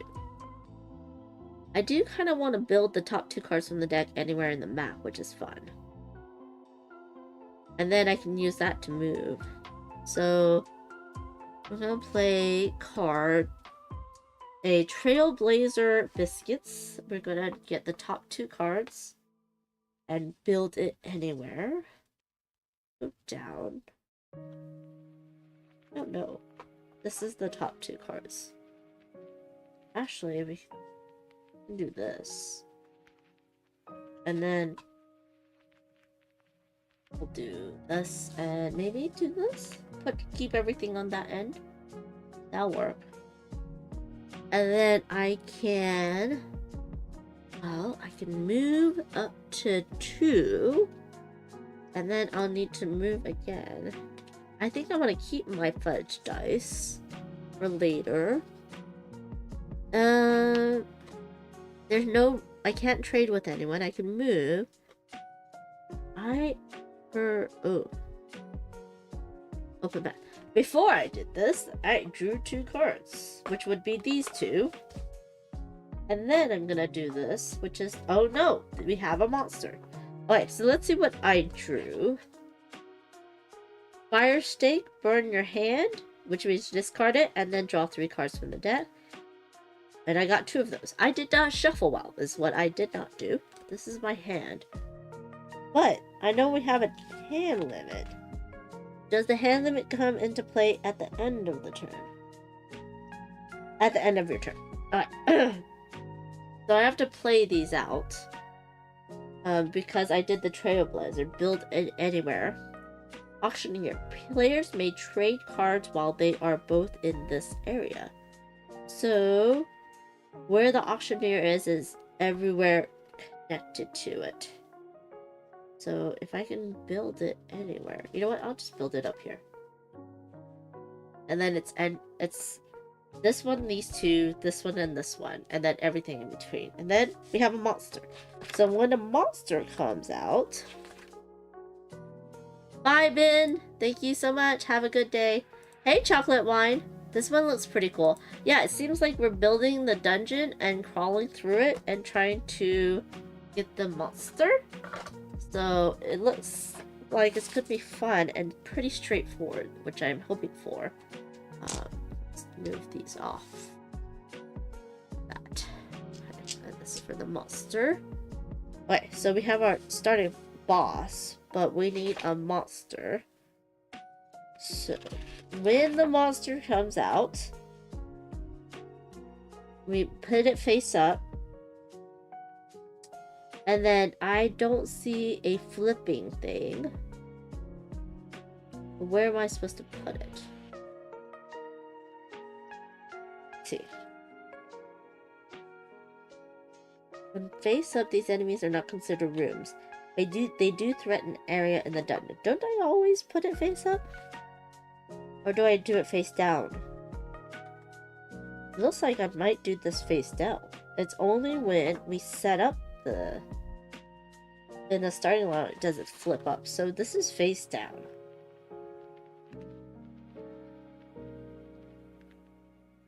Okay, so when a monster is drawn from the deck or played face up from your hand, place the monster face up. Okay. In the dungeon with the bottom of its card connected to the open path nearest your hero. Oh no. It's coming for me. What to do, baby boo? Hello, Jose, Sir Bearsworth. How are you doing, sir? I guess I'm gonna put it here.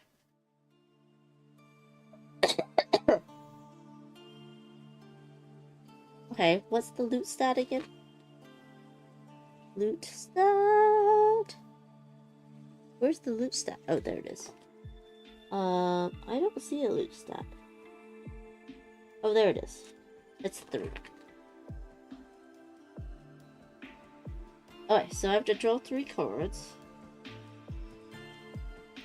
Oh, I can see they're monsters and bad things. And then place it face down beneath the monster. And this will be gained when the monster's slain. Other monsters can be part of the loot. What are y'all planning to play, Jose, today? Okay, and then I place this here. There's no flip effect that I see. The monster has a health of 1 and will roll 9 dice. How many dice a monster rolls for its attack? Yeah, it looks like it's 9 dice. How many points a monster adds to its attack roll, which is 9 again? Or is that only 1 dice? That's only 1 dice. That's only 1 dice. They're gonna hit me for 9.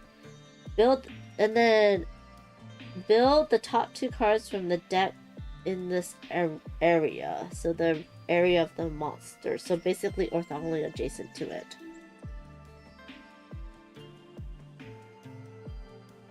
Okay. Is that the power? Oh, that's what happens if the monster wins combat. Okay. Okay. So we have a monster. That's okay. That's okay. We can fight it. I don't know. 9's a little bit much, though. I'm hoping Realm of Reckoning will hit the table. New Studio 4 game. Is that 6 or 4? That's 4. 4. Oh my goodness. My Roman numerals. That sounds fun. Okay. Winning the game, the players escape the dungeon and win the game when the boss is defeated. So I have to win this guy. Okay, so I have played a card. I have not moved yet. I'm not gonna trade. I drew a card per open path in my room. I played that card and that's how I built. I do want to build some more. Because I have over 3. I don't want to burn my hand. I'm guessing I want to either move and fight the monster, which I only have 1 die, which is terrible. But I do have a roll and I can change it to any number. Or I should just use one of these fire stakes and build another room. Maybe I'll do this. I'm guessing it's not Carcassonne rules where you have to do it in a certain way. And then use a card's power. They trade cards while they're in this area, which we're not. I can attack a monster, which would be the end. So I can move and attack a monster, but I could move up to 2 so I can go over here. let's see if I combat a monster and I am in his area. I can't move on to him. I just have to be in his area. Okay. And if I don't move and I stay here, I have to fight it.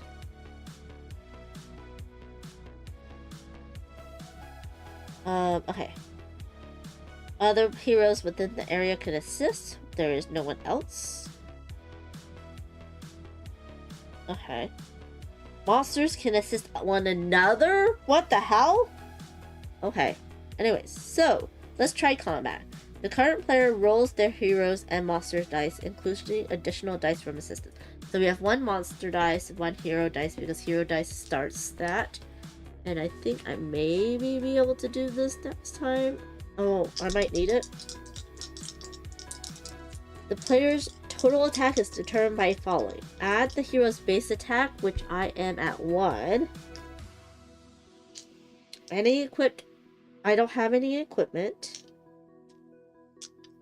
And then my die roll. Additional dice roll for any assistant players.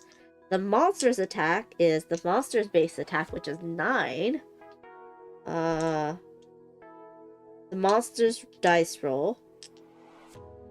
And then additional dice rolled for assisting monsters. Okay, whoever has the highest wins. Okay. Let's see. He has 12 right now. I will change one rolled die. Oh, I cannot. Even if I did 7, it would not be enough. It says change one rolled die. I'm guessing I can change the monster's rolled die. But then I would be a 3 to his 10. That does not work. So, the hero does not roll win. So the monster won. I'm not going to use this. I'll save it because I cannot win at all. The attacking hero and all assistant heroes receive 1 damage. And I have 4 health.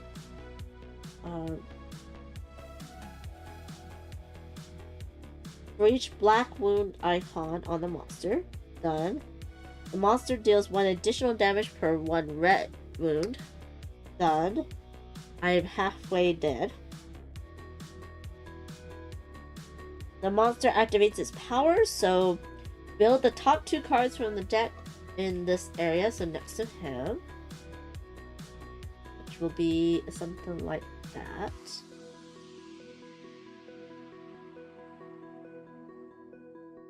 Heroes and monsters aren't the only things that take damage. Okay. So now we have blue cards, and they are not within line of sight for you all. So I am going to go ahead and move everything up. Oh! Oh no.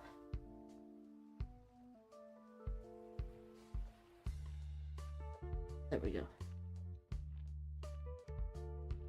Nope, this was supposed to be here. And then this is like, there we go. Ah, no! This is gonna be a problem. And so, shrines are rooms that grant heroes unique powers when they are in them. This one says jump to any shrine. This says shift a shrine. And when we shift, we shift orthogonally adjacent. Okay. So I can't do spells because I'm building the rooms. Alright, and that ends my turn. Terrible turn, but that's okay. I should have moved away and not fight that monster. Anyways, here's this other guy. Okay, and I do need a Slayer monster. I can build, or let's see what I have. Shift 1 room in this area 1 space, or I can get a mask, which has 2 health. You can move through walls and across empty space, which I really like. Gain +3 to any roll, which is really nice. And fudge dice. Change 1 rolled dice to any number. Okay, I like all those. I'm in a room with 3 openings, so I'm gonna draw 3 cards into my hand. And then I can decide if I want to play them out. Let's see what this is. Swapstickle. Swap your room with a monster next to you. Can't be used during combat. Okay. I don't have a monster near me. I have a blue room that says heal 1 whenever we go into it, which is really good. Or double strike, you can attack a monster twice on your turn. Oh, because it usually ends your turn. That's interesting. You have a pink room. In pink rooms, let's see, they're traps and weapons. So, if you go into a trap, you roll a die and add it to your speed. You need to beat a 6, and my speed is 3. Okay, if it's equal to or higher, then you get the pass reward, which is healing. Or otherwise you fail and lose a health. Or we can have a harpoon of slaying. If you are on a slain monster, you can assist any hero in combat. So you don't have to be near them. That's pretty cool. But you have to be on a slain monster. Okay, so I like the Iron Maiden. Now when I add a room, I have to play a card from my hand but play it near me.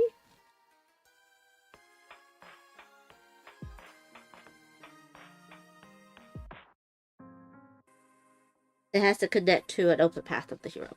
Got it. Okay, so this needs to go away. You're in my Ray. So I want to save this. So I want to equip this armor. Put it up there.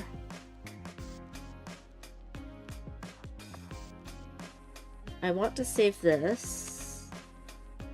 I don't know if I need to swap, but I could play this. Here. And then I do like the healing room.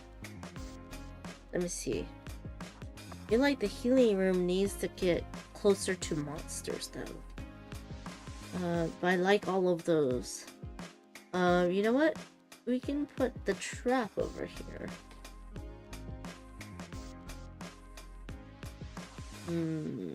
Or do we put the healing? Let's put the healing room here. And we can move to it, but we don't heal anything. Because we're maximum. Okay. And I had no monsters, so I couldn't do anything there. So then we're gonna continue on with this other person. Let's see. He's gonna move. Probably he's gonna move 2. He can't move through this monster. So he's gonna move over here.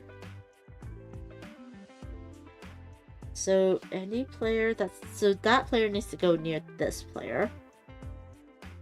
I don't... See, I could change... Could I... I don't want to fight anymore. I can build the next top 2. I can burn my hand. Let's build the next top 2. Cards from the deck. Anywhere. So we have another trap. It needs a 7 to win. But you can slide this way. Which means what? Which means what? Really move through a straight path in a dungeon, passing through connected rooms until you cannot go further. Oh, okay, so it's just from this way. You're gonna slide all the way down. Or you're gonna slide the other way and lose a health. I can place this anywhere, huh? This will help us move. Maybe we do this. And then this room has to be... And what are we losing? We're losing the Hustle Bubblegum. That's so cute.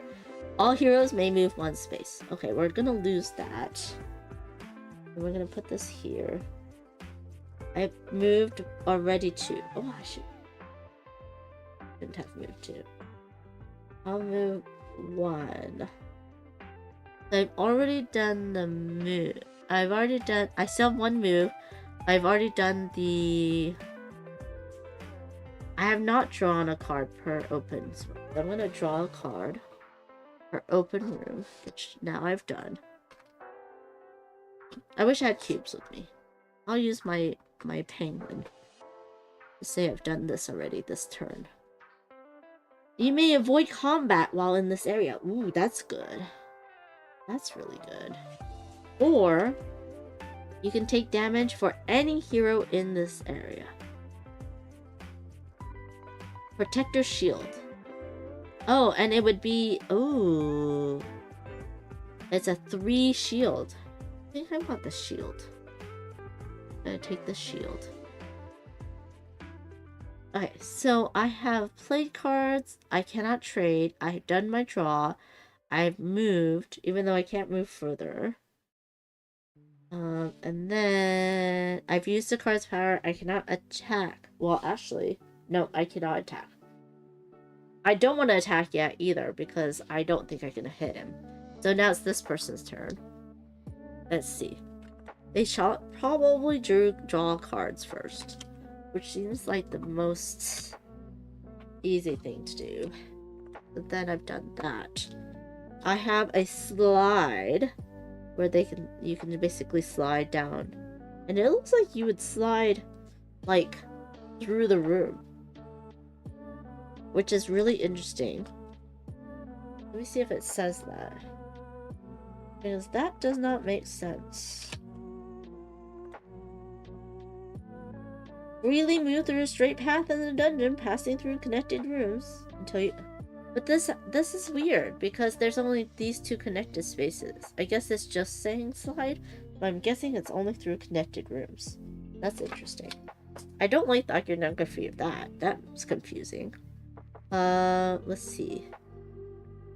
And then I will, instead of using the slide, I can exchange gate, swap your room with another hero's room. I like that. I like that. Okay, so I have this room or health potion, heal or prevent up to 3 damage. Ooh, that's very good. Well, let's go ahead and deal the exchanging gate first. We're going to swap your room with another hero's room. I'm guessing you're swapping the heroes? Or are you just swapping the room? Because I would want to swap the heroes, but I think I'm only swapping the room.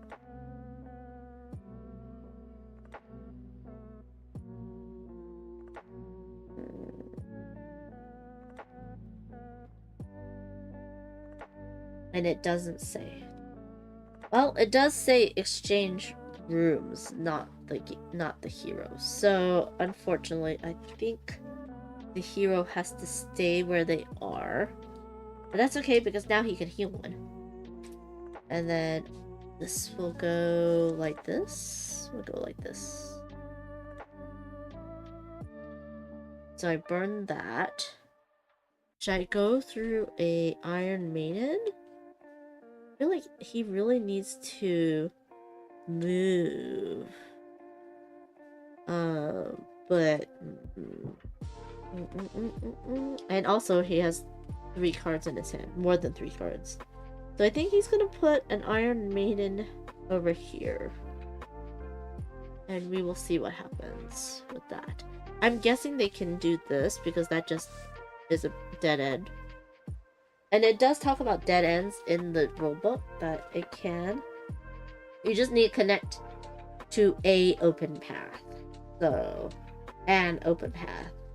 So you only need to connect 1. Okay. Okay. So they're done. And they are down to 2.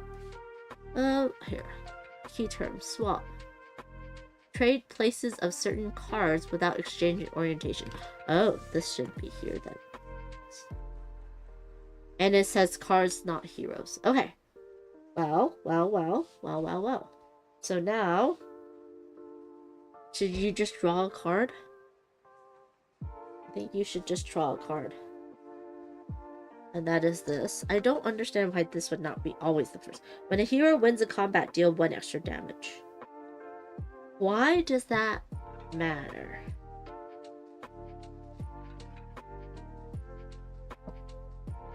When a hero wins combat, the monster's dealt 1 damage. Oh, I see.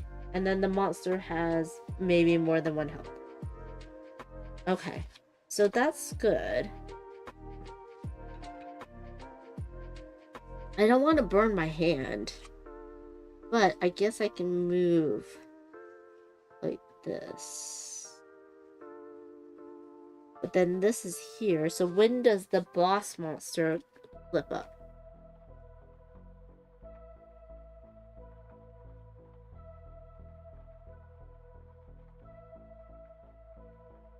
Once a room connects to one of the gates, then it's flipped up. Okay. So it's not connecting to the gates, so I'm guessing it's not going to get flipped up. And this is way, way too out of orientation.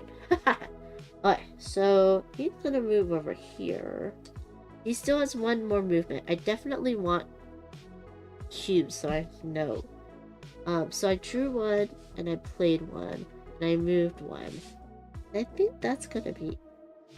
I'm guessing I can move two and just heal my second one. I don't think it said anything about not moving right back. So I'm gonna do that. And now it's this person's turn. He has two openings, so he's gonna draw two. Have a jump to any shrine. That's good, because then you can fight. Or transmute, burn any number of cards from your hand to loot that many empty rooms in this area. What? How would you loot them when they don't have a thing? What's it? Oh. Empty room, a room without heroes. Looting. Pick up a card from the dungeon and add it to your hand. Or with master, add a card as loot from under it. Oh, so you would just take the card back? Interesting. In this area. But no, I think we want to jump to another shrine. And then we got another healing, or prevent up to 3 damage. I think that's good. So this one has 3 movements, so I'm gonna go 1 and 2.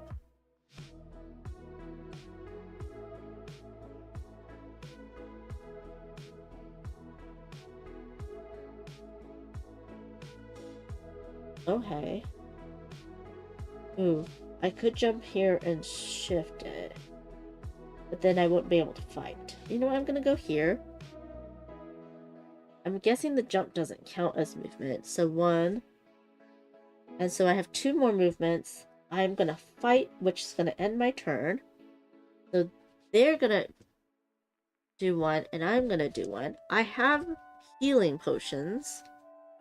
That's not bad. And I get to change my reroll. So let's see. Ooh! Okay, so I have 8, 9, 10, 11. They have their 11. Oh no! They're gonna be better for... Okay, plus 3 to any roll. So I have 8, 9, 10, 11. I can change that, but I just need to be equal to. So I beat the monster. So when I beat the monster, I deal it 1 damage. And it has 1 damage, which means it's dead. So this one was done. Flip that monster face down. Okay.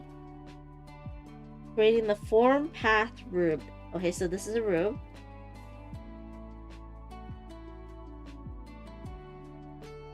And then the current player may give any number of the cards from the loot to other players to assist in combat. Okay. What does monster... I guess we can use it as a room if it's face down. When you attack in this area, roll 1 extra die. That's very good. I think I'm gonna do this, and I'm gonna burn these 2 cards because I'm at a max of 3. So that was good. And I still have moves, but I'm not... Oh, I could play these cards as rooms, though. So I can do this and this. So I had 1 move, and I have 2 more moves. Therefore, I can move... I can use the room's ability because I didn't use this one. And then I can use this room's ability and slide everything. Oh, no, I don't want to slide everything, do I? Nope. Do I want to? No, no, no. I just want to go like that. There we go. Oh, wait. Now I can trade cards. Let's see.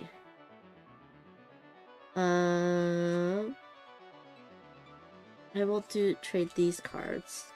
Because I'm in this area, so I've used this one. This game needs cubes to track everything that's gonna happen. Okay, now he actually fought his first monster. Then flips over. Now I have higher health and higher movement. Twist the room you're standing in. So twisting means rotate a room on the map to face any new direction. Well, it doesn't matter because that's a foreplay. But when he did it, it should have been this room. So I'll rotate it that way. Which means that I have to move. I'll move over here. And we are in the same thing, so it's fine. I can heal, but I don't need a heal, so I'm okay. Okay. So that's nice. Okay. So that was good. Now this guy needs to kill someone. He's not in any room with any type of open area. So he's gonna go. Actually, he should move over here, huh? So 1. And then he still has 1 more action. We're gonna do our draw. What is this? Gain +3 to any roll. Is that better than the change 1 die roll to any number? Or when you attack in this area? I'm gonna play this one. So this was 3 cards, which means that this one's technically over here. Because the dungeon is 3 cards wide. So, oh no, no, no, it's over here.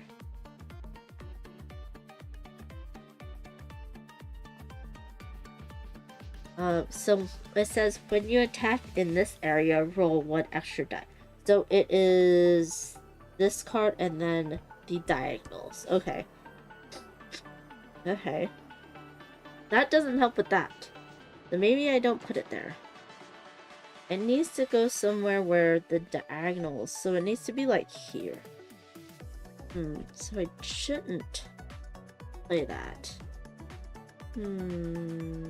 I think I'm gonna play this one. And play it here. That's still not good. I still have 1 movement. I'm gonna move here. Because I'm still not connected to this. I need to kill the boss. But I also need to kill a regular monster before I kill the boss. To level up. Okay. And I think I'm done. Okay, so now it's their turn. They'll move 1. They have 4 movements, so they have 3 more. They'll draw 1 card. We get a false floor. You have to do 6 or higher. You get to draw a card, otherwise you have to twist, which is to rotate the room. We can do this? Might as well. I do have a fudge my dice. So now I can move into it for 2. Now I gotta roll. And I rolled a 2, which is terrible, but I'll fudge the dice to a 6. And now I get to, what is it? Draw a card. Which is another one of these swole shakes. When a hero wins a combat, we can deal 1 extra damage. Which is nice, but it doesn't help me move anywhere. So I think I'll move over here for my last 2. And that'll be done. So this guy, I think he wants to go this way. So he's gonna move 2, draw 1. It's a acid pool. You can twist any room, or you have to burn one of your equipment. Okay, that's fine. It's only a 5. We can survive an acid room, right? We can totally survive an acid room. But I'm not moving there because I've already done my movements, so That's gonna go there. Luckily, it's near healing, maybe? Okay.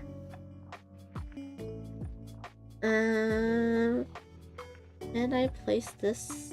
No, it needs to go here, huh? Okay, so I have to wait for that. I think that's it I can do. Now, your turn, you get to draw 2. I really did not shuffle well. Burn an empty room in this area to jump anywhere on the map. Ooh, burn means to what? It's not in our key. Discard a card into the burn pile. Oh, all cards underneath it are also burned. I can burn an empty room anywhere on the map. Wait, in this area, so orthogonally adjacent to it. Or I can traps deal no damage in this area. Oh, that's nice. So it would be, this is the card, and it would be anything connected to it, like that. Which would be good for this. Then these traps do no thing. But the other side, which I can't use, is if there's 2 wards on the map, gain +2 hand size. But I have to get rid of my nice one. Wait, who are we? This one. Which I can walk through walls. I forgot I can walk through walls and empty spaces. Oh. I can walk through walls and empty spaces, which is nice. If there's 3 traps in the map, traps don't damage you. Okay, that's still good armor. Wait, did I even move? I don't think I've moved. Okay, so I have 4 movement. I can go 1, 2. Now...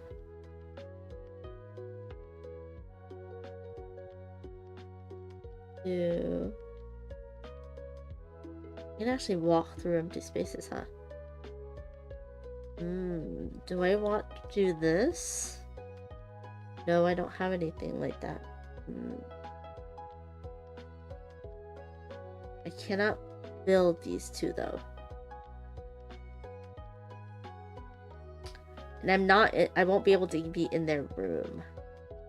Which sucks. Okay. I can go 3, 4. Let's roll for the acid. Hopefully, I don't get burned. Oop, I got a 3, which means that it burns me, but I take it on my armor. And I have to burn my armor? Oh, no. Well, that's bad. But I'm still here.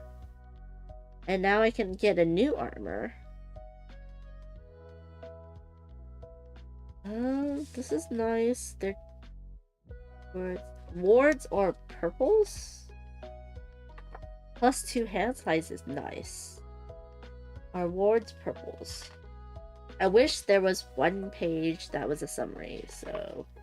Yes, wards are purples. Okay, so if I build this, which I can do now... Now that means this trap still works. That's okay. And then... that trap, okay. If I did this, these 2 traps don't work. I will do that, that's fine. So I have a +2 hand size, which is nice. I've done all of my movement, which is good. Like, this should be helpful. Like, this is fine. That is not as helpful as you think. Okay. So then, that's the end of that turn. That was their turn. We could go into the same room. But I wouldn't be able to build there. I can go into this room. Let's go together. And I can swap, but first let's draw a card. Okay, this is fine. We'll play that face down. And then the boss is now going to be face up. And the boss will be this way, but it says, upon flipping, all players build their armor on their nearest open path. What does that mean? We have to take our armor and build it. Oh no. Build their armor on their nearest open path. Okay, so we have to lose all of our armor, which really sucks. The nearest open path is this one and this one. Okay. Burn an empty room in this area. Jump anywhere on the map.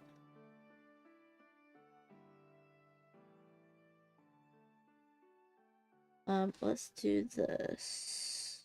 We can burn this one. Necessary. And then, so that's the closest one. And this says, you may avoid combat while in this area. You know what? Let's do this one here. It's still on screen, which is good. We'll do this one here. So we can avoid combat in... Oh, no. You know what? That's fine. This was better. Okay. So now I can avoid combat there. Okay. That's terrible. Okay. So now, this one has a health of 5. It'll hit us for 10 with 1 die. It always will deal 2 damage and deals +1 red damage, which means it can be split between the people. For each ward's area this boss is in. Wards are pink, right? No, purple. Oh no! So this is going to give it +1 damage. Oh, that's terrible! Oh, but the boss is not in this area. Whew. Okay. We're safe. We're safe. Whose turn is it? I think it's that guy's turn. Yeah, he moved in. Do we want to swap? I think we do. Hold that. And then he moved 1. So he might as well move 1 more. But if he moves 1 more, he has to fight the guy. And then they're not in that area. Traps on this. So these traps don't have any. So yeah. But if he does fight, he gains 3 rolls. He can prevent some damage. But he's not gonna. He's not 6, 7. 6, 7, 8, 9, 10. It's not gonna help. Not gonna help. And his thing is here and here and here. So if I'm in his area, I have to fight.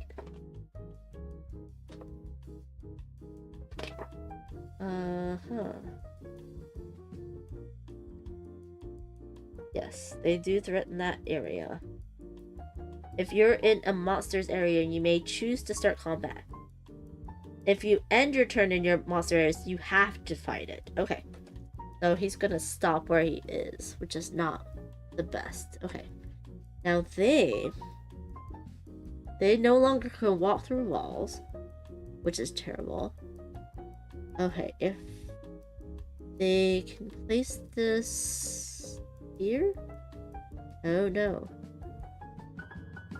Oh no, it has to go now there.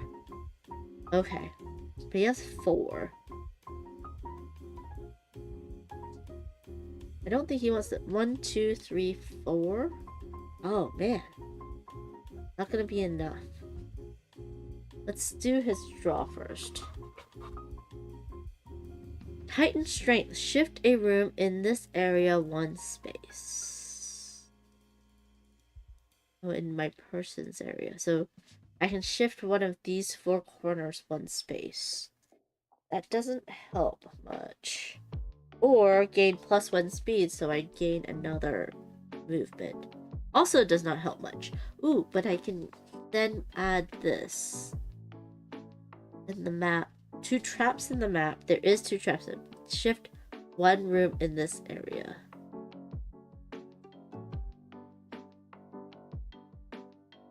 What the hell do those symbols mean? Shift one's room in these areas. Okay.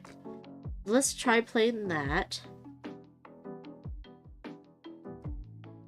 Okay. I think I need to move this. I want to shift this one up one. And then I can play this one? No, I cannot. If before I did that, I went 1, 2, 3, 4. Then I shift. Then I play that one. Then I shift. Then I place this one here. Or I did 1, 2. Place this one here. Let's do this. 3, 4, 5. Okay, but I have a hand size of... No, I don't. Okay.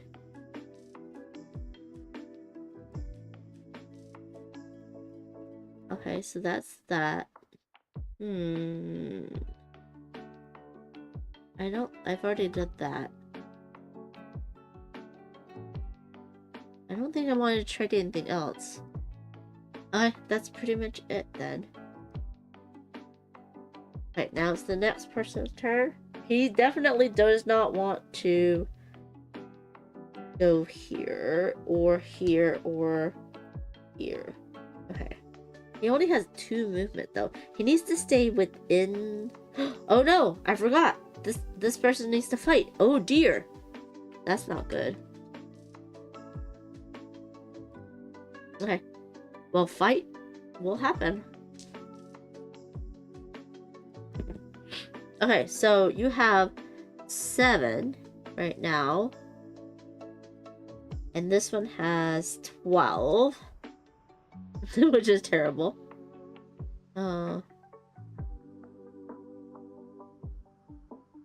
There's 2 traps in the map. Shift 1 room. Nope. So then they're going to deal 2 damage. Am I gonna lose this? I'm gonna lose this. And there's no ward within the boss's... Wait. Each ward's area this boss is in. This ward's area is not the boss. Okay, cool. So that's it. That was horrible. I could have prevented up to 3 damage, but that's okay. Okay, so now it's your turn. Do you want to fight? Wait.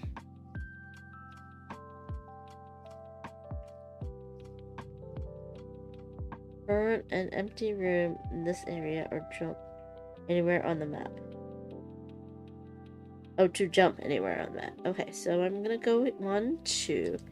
Burn this one. And then I will jump. Need jumps near... I think I'll jump near the healing? But I also want to jump somewhere where I can get cards. Maybe I'll jump here? Yeah, I'm still within healing. I'm gonna have to hit him. I'm gonna draw a card. Jump up to 2 spaces in any direction. If I jump 2 spaces, that does not help me. But I can place this. Help. And then I have to fight him again. Which is not the best. Okay, so... Ooh, oh no! I'm at 1, his is 10. This does not help. Okay, so that means he's gonna deal me 2 damage. 2 damage. Which I think I can handle because I can heal on myself the next turn. Okay, so now it's this person's turn. They're going to draw 1. They should have done this. Too late. This says shift 1 or twist and lose a health, or ooh, if there are 4 traps in the map, attack becomes 6. There's 1, 2, 3. Oh, there was 4 traps, but I can equip them this. And then I will have an attack more of 2, which is good. Okay, And then I have to either run away or attack. I feel like if I run away, we can be on the same area and attack. Oh, I can trade anywhere in this area, but I think if I run away, I can... Let's see. 1, 2, 3, 4. Do I have a +1? Dang it. Oh, but then I think I can get help from him as long as we're in the same area.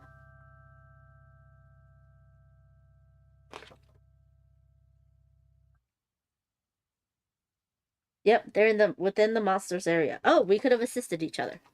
So assisting each other is just adding dice. Okay, and I can use the cards. Okay, so then that means 2 against 1, which is good. Okay, so we have... Wait, is it only assisting or also assisting with the thing?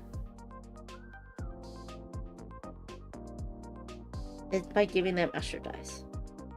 Okay. So we are at 7, 8, 9, 10, 11. 11 to their 12. But we can add 3 to any roll. So we're now at 14 to their 12. So then we hit them. So when we hit them, nothing bad happens. The monster's dealt 1 damage, but he has 5 health. Okay, and that's it. And there's no loot for the boss monster, we just win. Okay. Okay. That was their turn with their support. They did not get hit. Do we need to do anything?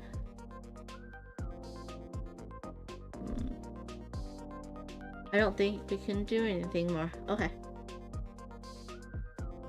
Oh, when the hero wins a combat, we deal an extra damage. And let's do that for this one as well. Okay, now it's this person's turn. I'm gonna move 1, draw 1. Now we can put up this one. It says Spike Pit makes you jump 2 spaces or you lose a health. It's a 5. So now this is a 6. Burn any empty room in this area to jump to anywhere on the map. I don't think he's gonna move back here. And then he's going to have to attack. But that one will assist. Oh, we're gonna get hit. Okay, 7, 8 to the 11. Yeah, oh yeah, we're gonna get hit. So he gets hit 1. And I'm just going to do that. And then this will get healed. And then 1 more can be hit from that one. And we'll just hit you. And there's no ward that's within, so that's it. Okay. So now, this purple person's down. Let's heal 1. You are no longer within the thing. Let's see. I cannot move through the monster. And 2 here. Let's do 3, and then we'll add 1 card here. When you attack in this area, deal 1 extra damage. Ah, this is what I needed, but is it going to be connected? No! It is not connected. It needs to be orthogonally adjacent.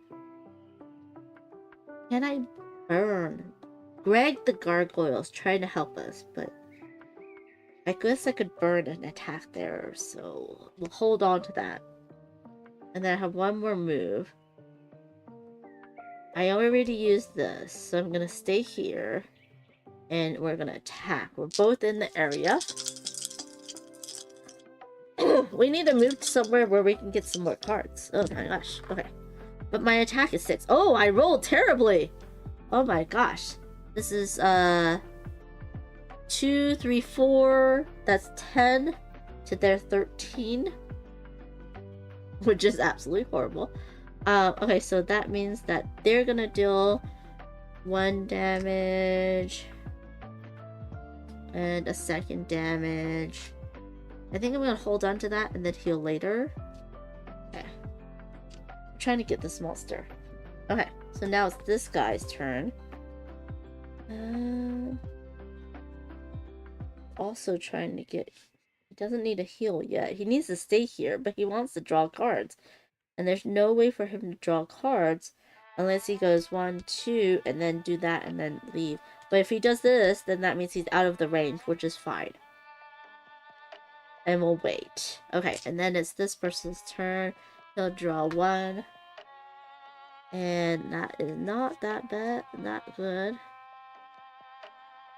So we'll just do this. And then it'll go...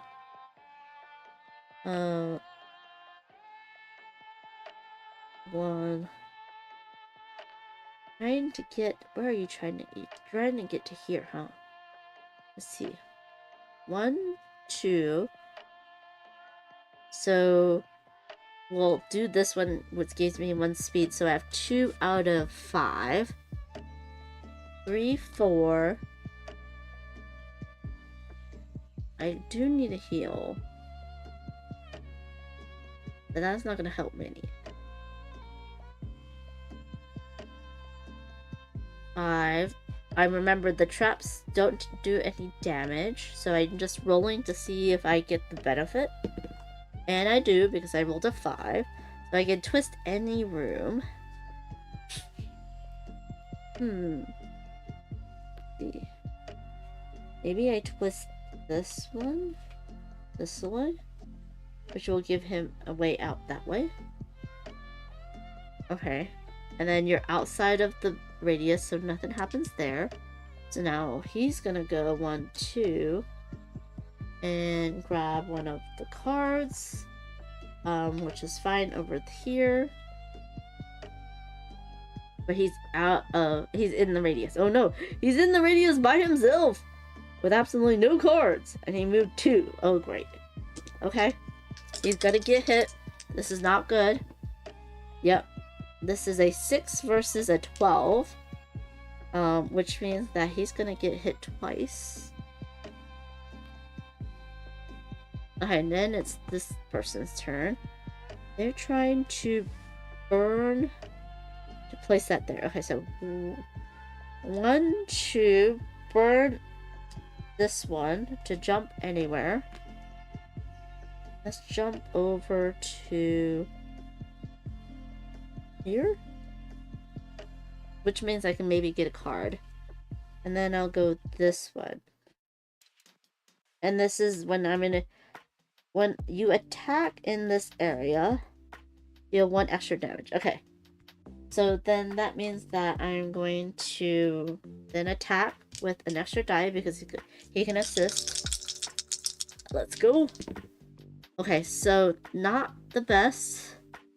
5, 11, 12, 13. 13 versus 14. No, it's a 1-point difference. Oh, that sucks. Okay, I'm gonna heal the 2, 3. Okay. So I don't deal any damages. That was a 1-point difference. I almost got him. Almost got him. Okay, so that's your turn. Then you're gonna go up here and draw 3 cards. And you have 1 turn, 1 action, 1 move left. So let's move this here. I can get a healing, which I don't need. Am I within the boundaries? Nope, I'm not. If you have no weapon equipped or in hand, draw the next weapon from the deck, which is nice. Or I can get a cloak. If there's 2 wards on the map, twist any room. I will get this cloak. What room should I twist?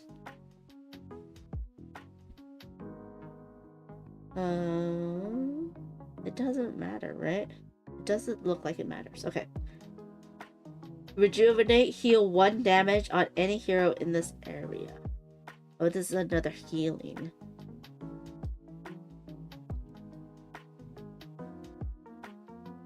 This is... Oh, it has to be... I'll save that. Or I can have another healing room. And I can just attach it, and then that can jump us. Or you know what? I'm gonna save this so that I can just draw more cards next turn. Okay. I'm out of danger. Should I go back into danger? No. I should really put this somewhere. I'll put this here. That was 1. This is 2. And I'm gonna heal 1. Okay. So now I'm out of danger. It's their turn. They can go here and get 1 card, which is gain a speed or necromancy. You can transfer damage from another hero in this area to yourself. Why would I do that? They have more health. I will not do that.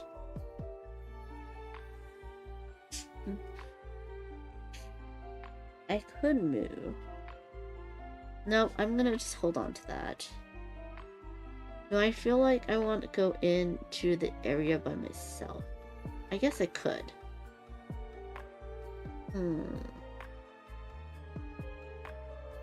I think what I'm gonna do is move this one. I have to roll a 7. That's gonna be hard. It's fine. It's fine. It's fine. Oh no! That's not fine. Well, I just take 1 damage. And then I can still slide 2. Oh, I have to slide that way? Let's just slide this way. You know what? I'm not gonna do that. Undo, undo, undo. Oh, that was moved out. Oh dear. Oh no. What am I gonna do? Tasha in the world just Hello, subscribed. Tasha. Thank you so much for subscribing with Prime. It's free to you when you have Amazon Prime, but it gives the streamer some bezo bucks. That's very kind of you to use it here. How are you doing, Tasha? What have you been playing? I am dying slowly in this dungeon. Is what's happening right now. I don't think I can move anywhere. I think I'm stuck. I'm gonna be stuck. Okay. Let's be stuck. Okay, the next person's going to get 1 card. No, get 2 cards. And then it's going to... You can move through walls and ignore traps. That's nice. Oh, this is one of those things that I can equip, isn't it? Okay. Illusion room. You can build on top of other rooms in this area. Oh, that's interesting.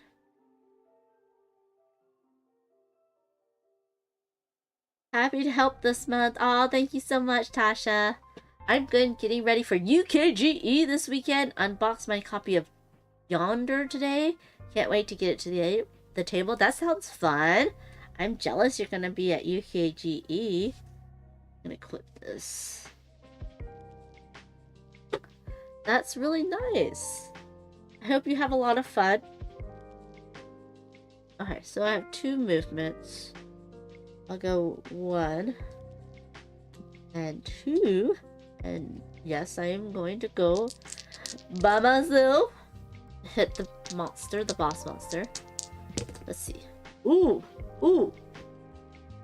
I have... Ha! I have 7 to his 15. That's not good. Oh, he's gonna deal 2 damage to me. I'm gonna do 1 to me and 1 to my... Actually, I'm just gonna do this. I don't... Oh, I can. Yes, I can twist any room. Which means I can help fix this so that you can move. And heal. Okay. What are you looking forward to at UKGE? Tasha said, it's gonna be great! Gonna play some games with Mr. Peebles. And the losers. And my friends from Bristol, which I haven't seen for a few months. How fun! That's the best. That is the best.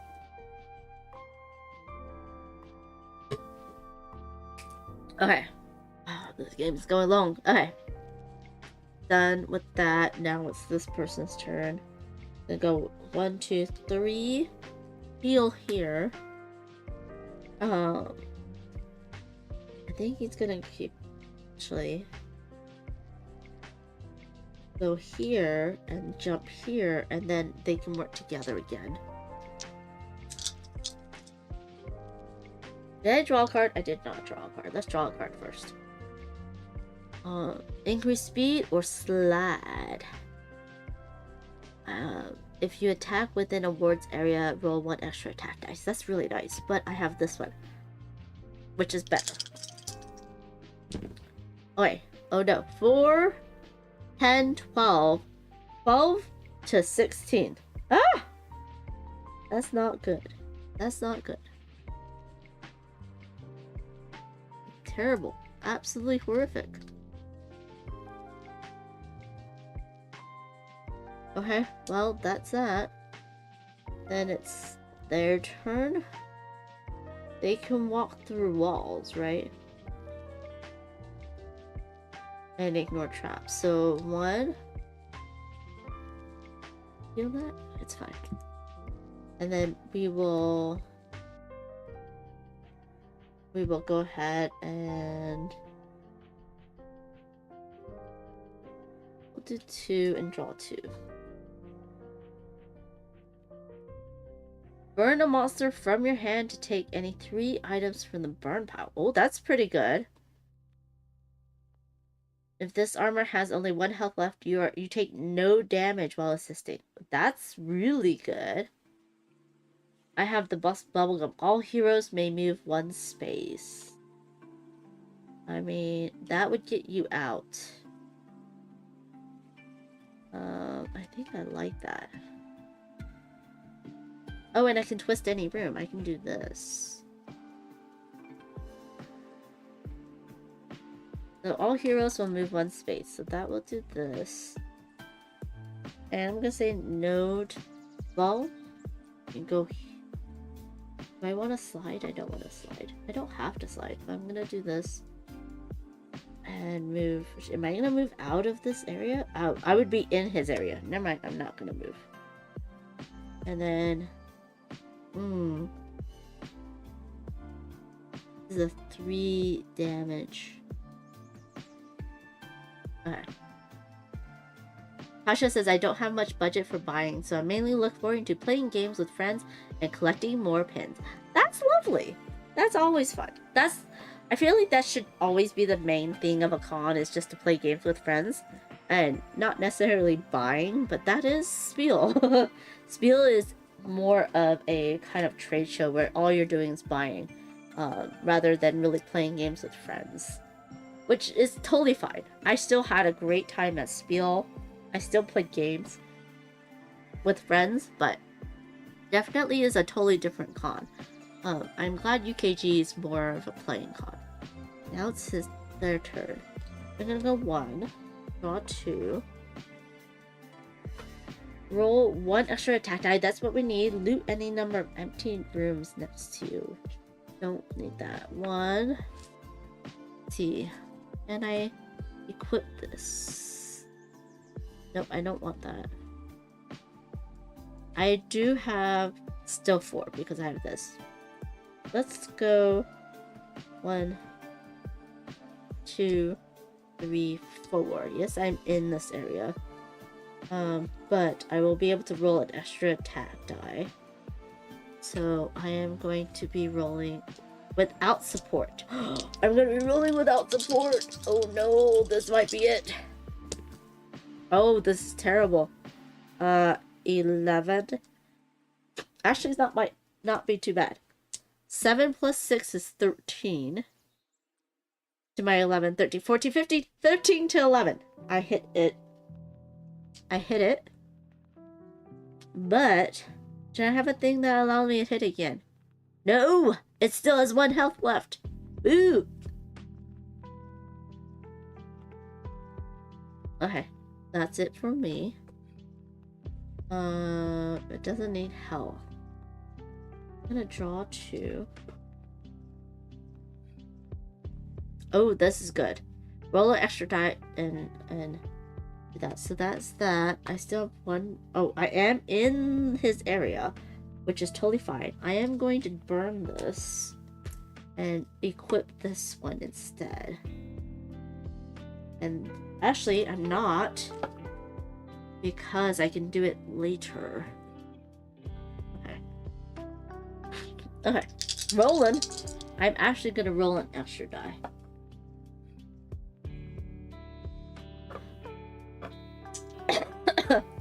Tasha says Spiel is very vendor heavy. UKGE's mix of both. They have a decent playing space for hanging out, though their library isn't as big as some in the US cons from what I hear. Yeah, I think Dice Tower and BGG have the best libraries for just playing. Ooh, look at that! I totally defeated the boss.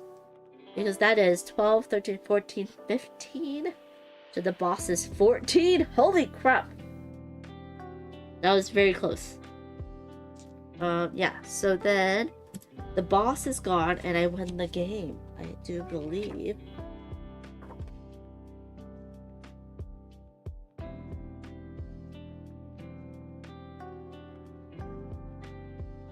When the hero defeats the boss by bringing the health to 0, the game ends, and I am done. What was his level up? He would get 1 extra hit and 1 extra movement. Move through a wall into a room next to you. That's really nice. Well, that's the game. I did it! That was not bad. That was actually pretty good. That was pretty fun. This is a boss.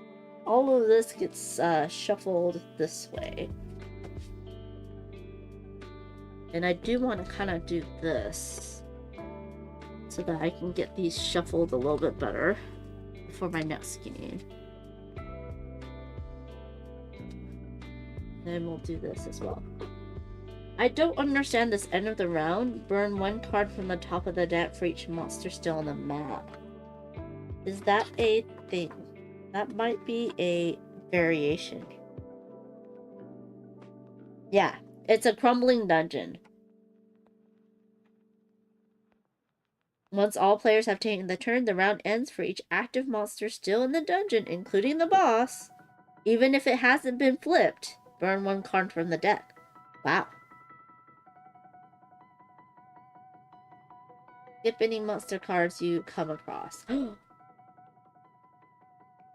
The dungeon deck only has monsters left in it. The heroes lose. Ooh, that's terrible. Okay. So this should be a good mix. Well, there we go. Shuffling dungeons. That's cute. That's cute. Does feel like a dungeon crawler. I don't know about the loot and stuff, and it needs a better play rate. But it's not bad at all. That was fun. It is a co-op for those who don't like co-ops. And it looks like all of the people have some fun, like burn a card from your hand to loot any empty room. If you attack while in a trap, gain +2 attack. Swap 2 rooms next to each other, shift 1 room next to you 1 space. When attacking, you may burn cards from your hand to gain +1 attack. For each card burned, while in a shrine, jump to any shrine. So they're fun, like... Oh, I left the... Dang, damn it. They're fun, and there's a bunch of different monsters. Oh, wow. The 6 health monster rolls 4 dice. And has 6 combat. That's terrible. So the lower... Oh, it still increases the amount of combat the monster deals you. So there's no easier boss monsters, per se.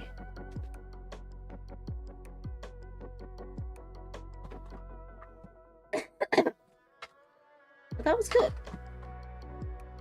Where is my dice bag? Oh, there's the I'm holding my dice bag. That's black. I can totally see this having a lot more expansions. And this was pretty fun. to see the dungeon being built by you and the dungeon being destroyed by you as you loot rooms, which is good because you could make the bad pink rooms into good things. The hand limit sucks though, but it's understandable to switch things up. And I wish this key terms player aid was a little bit better. Otherwise, pretty good. I can definitely see people having a lot of fun with this, and as you can see, there's a lot of room for expansion content. The only terrible thing is why do I have to undo this? Well, it's easy to put together. I have to get rid of the... I have to keep this then. Why wasn't this like... I wonder if I can... Can I like cut that off? No, it's too tall! Oh, that's a big negative. Negatory for me is that I have to undo this. This is definitely not necessary. This card holder. But it's fun.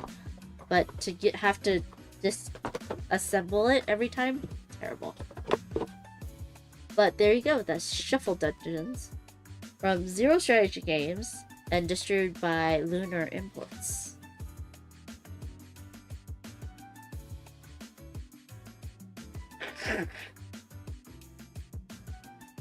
Okay. So that was that from start to finish. So hopefully next week, John will be able to join me. We can continue our Layers campaign with the Adventures chest, and that'll be fun. Please join me tomorrow. Tomorrow is Friday. Joshua's the designer of Let's Go to France is joining me along with Phantom Meeple for the Panda Phantom Show. We are going to teach and play Let's Go to France on TTS, and that's going to be a lot of fun. I hope you'll join us for that. It's currently on Kickstarter.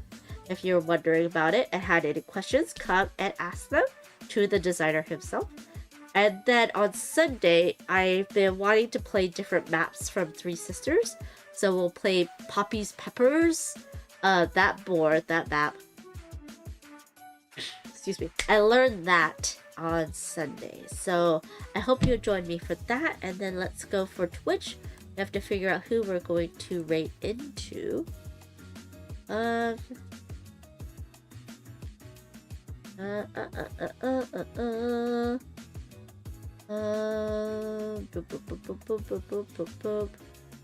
think the only person that's on that's doing more games is Jessie is Cute, so we'll raid into them. Let's see. Same category. Jessie is playing PoE 2 Waiting Room. Don't know what that is. We have Dice Throne Champions and Dice Throne TV. We have Skate Summit 3, Day 2, Heroescape. We have Agricola, Alex playing Agricola, and we have... Sorry, I cannot read. Oh my god.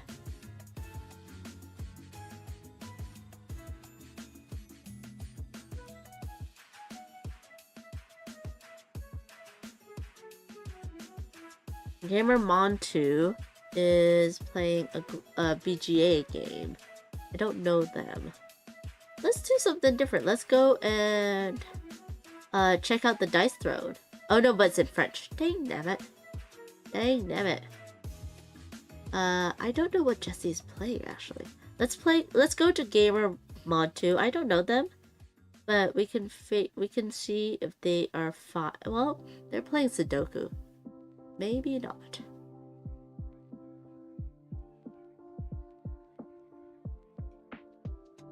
Deathborn Nova, hi! Yeah, you missed the stream. It's okay. You can watch it on the VOD. Do you know someone that you want to raid into?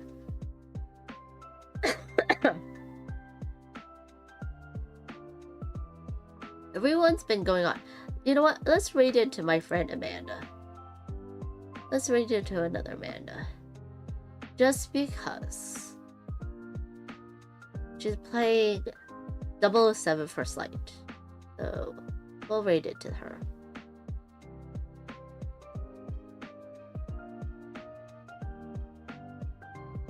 I don't know what's up with my whole sinuses. Ugh. Okay. Copy the raid command if you're a sub or not sub. Both are very welcome. Thank you all for joining me. I hope to see you tomorrow. Same time, noon Pacific. It's gonna be a lot of fun. Okay? Thanks everybody. Have a good week. Bye!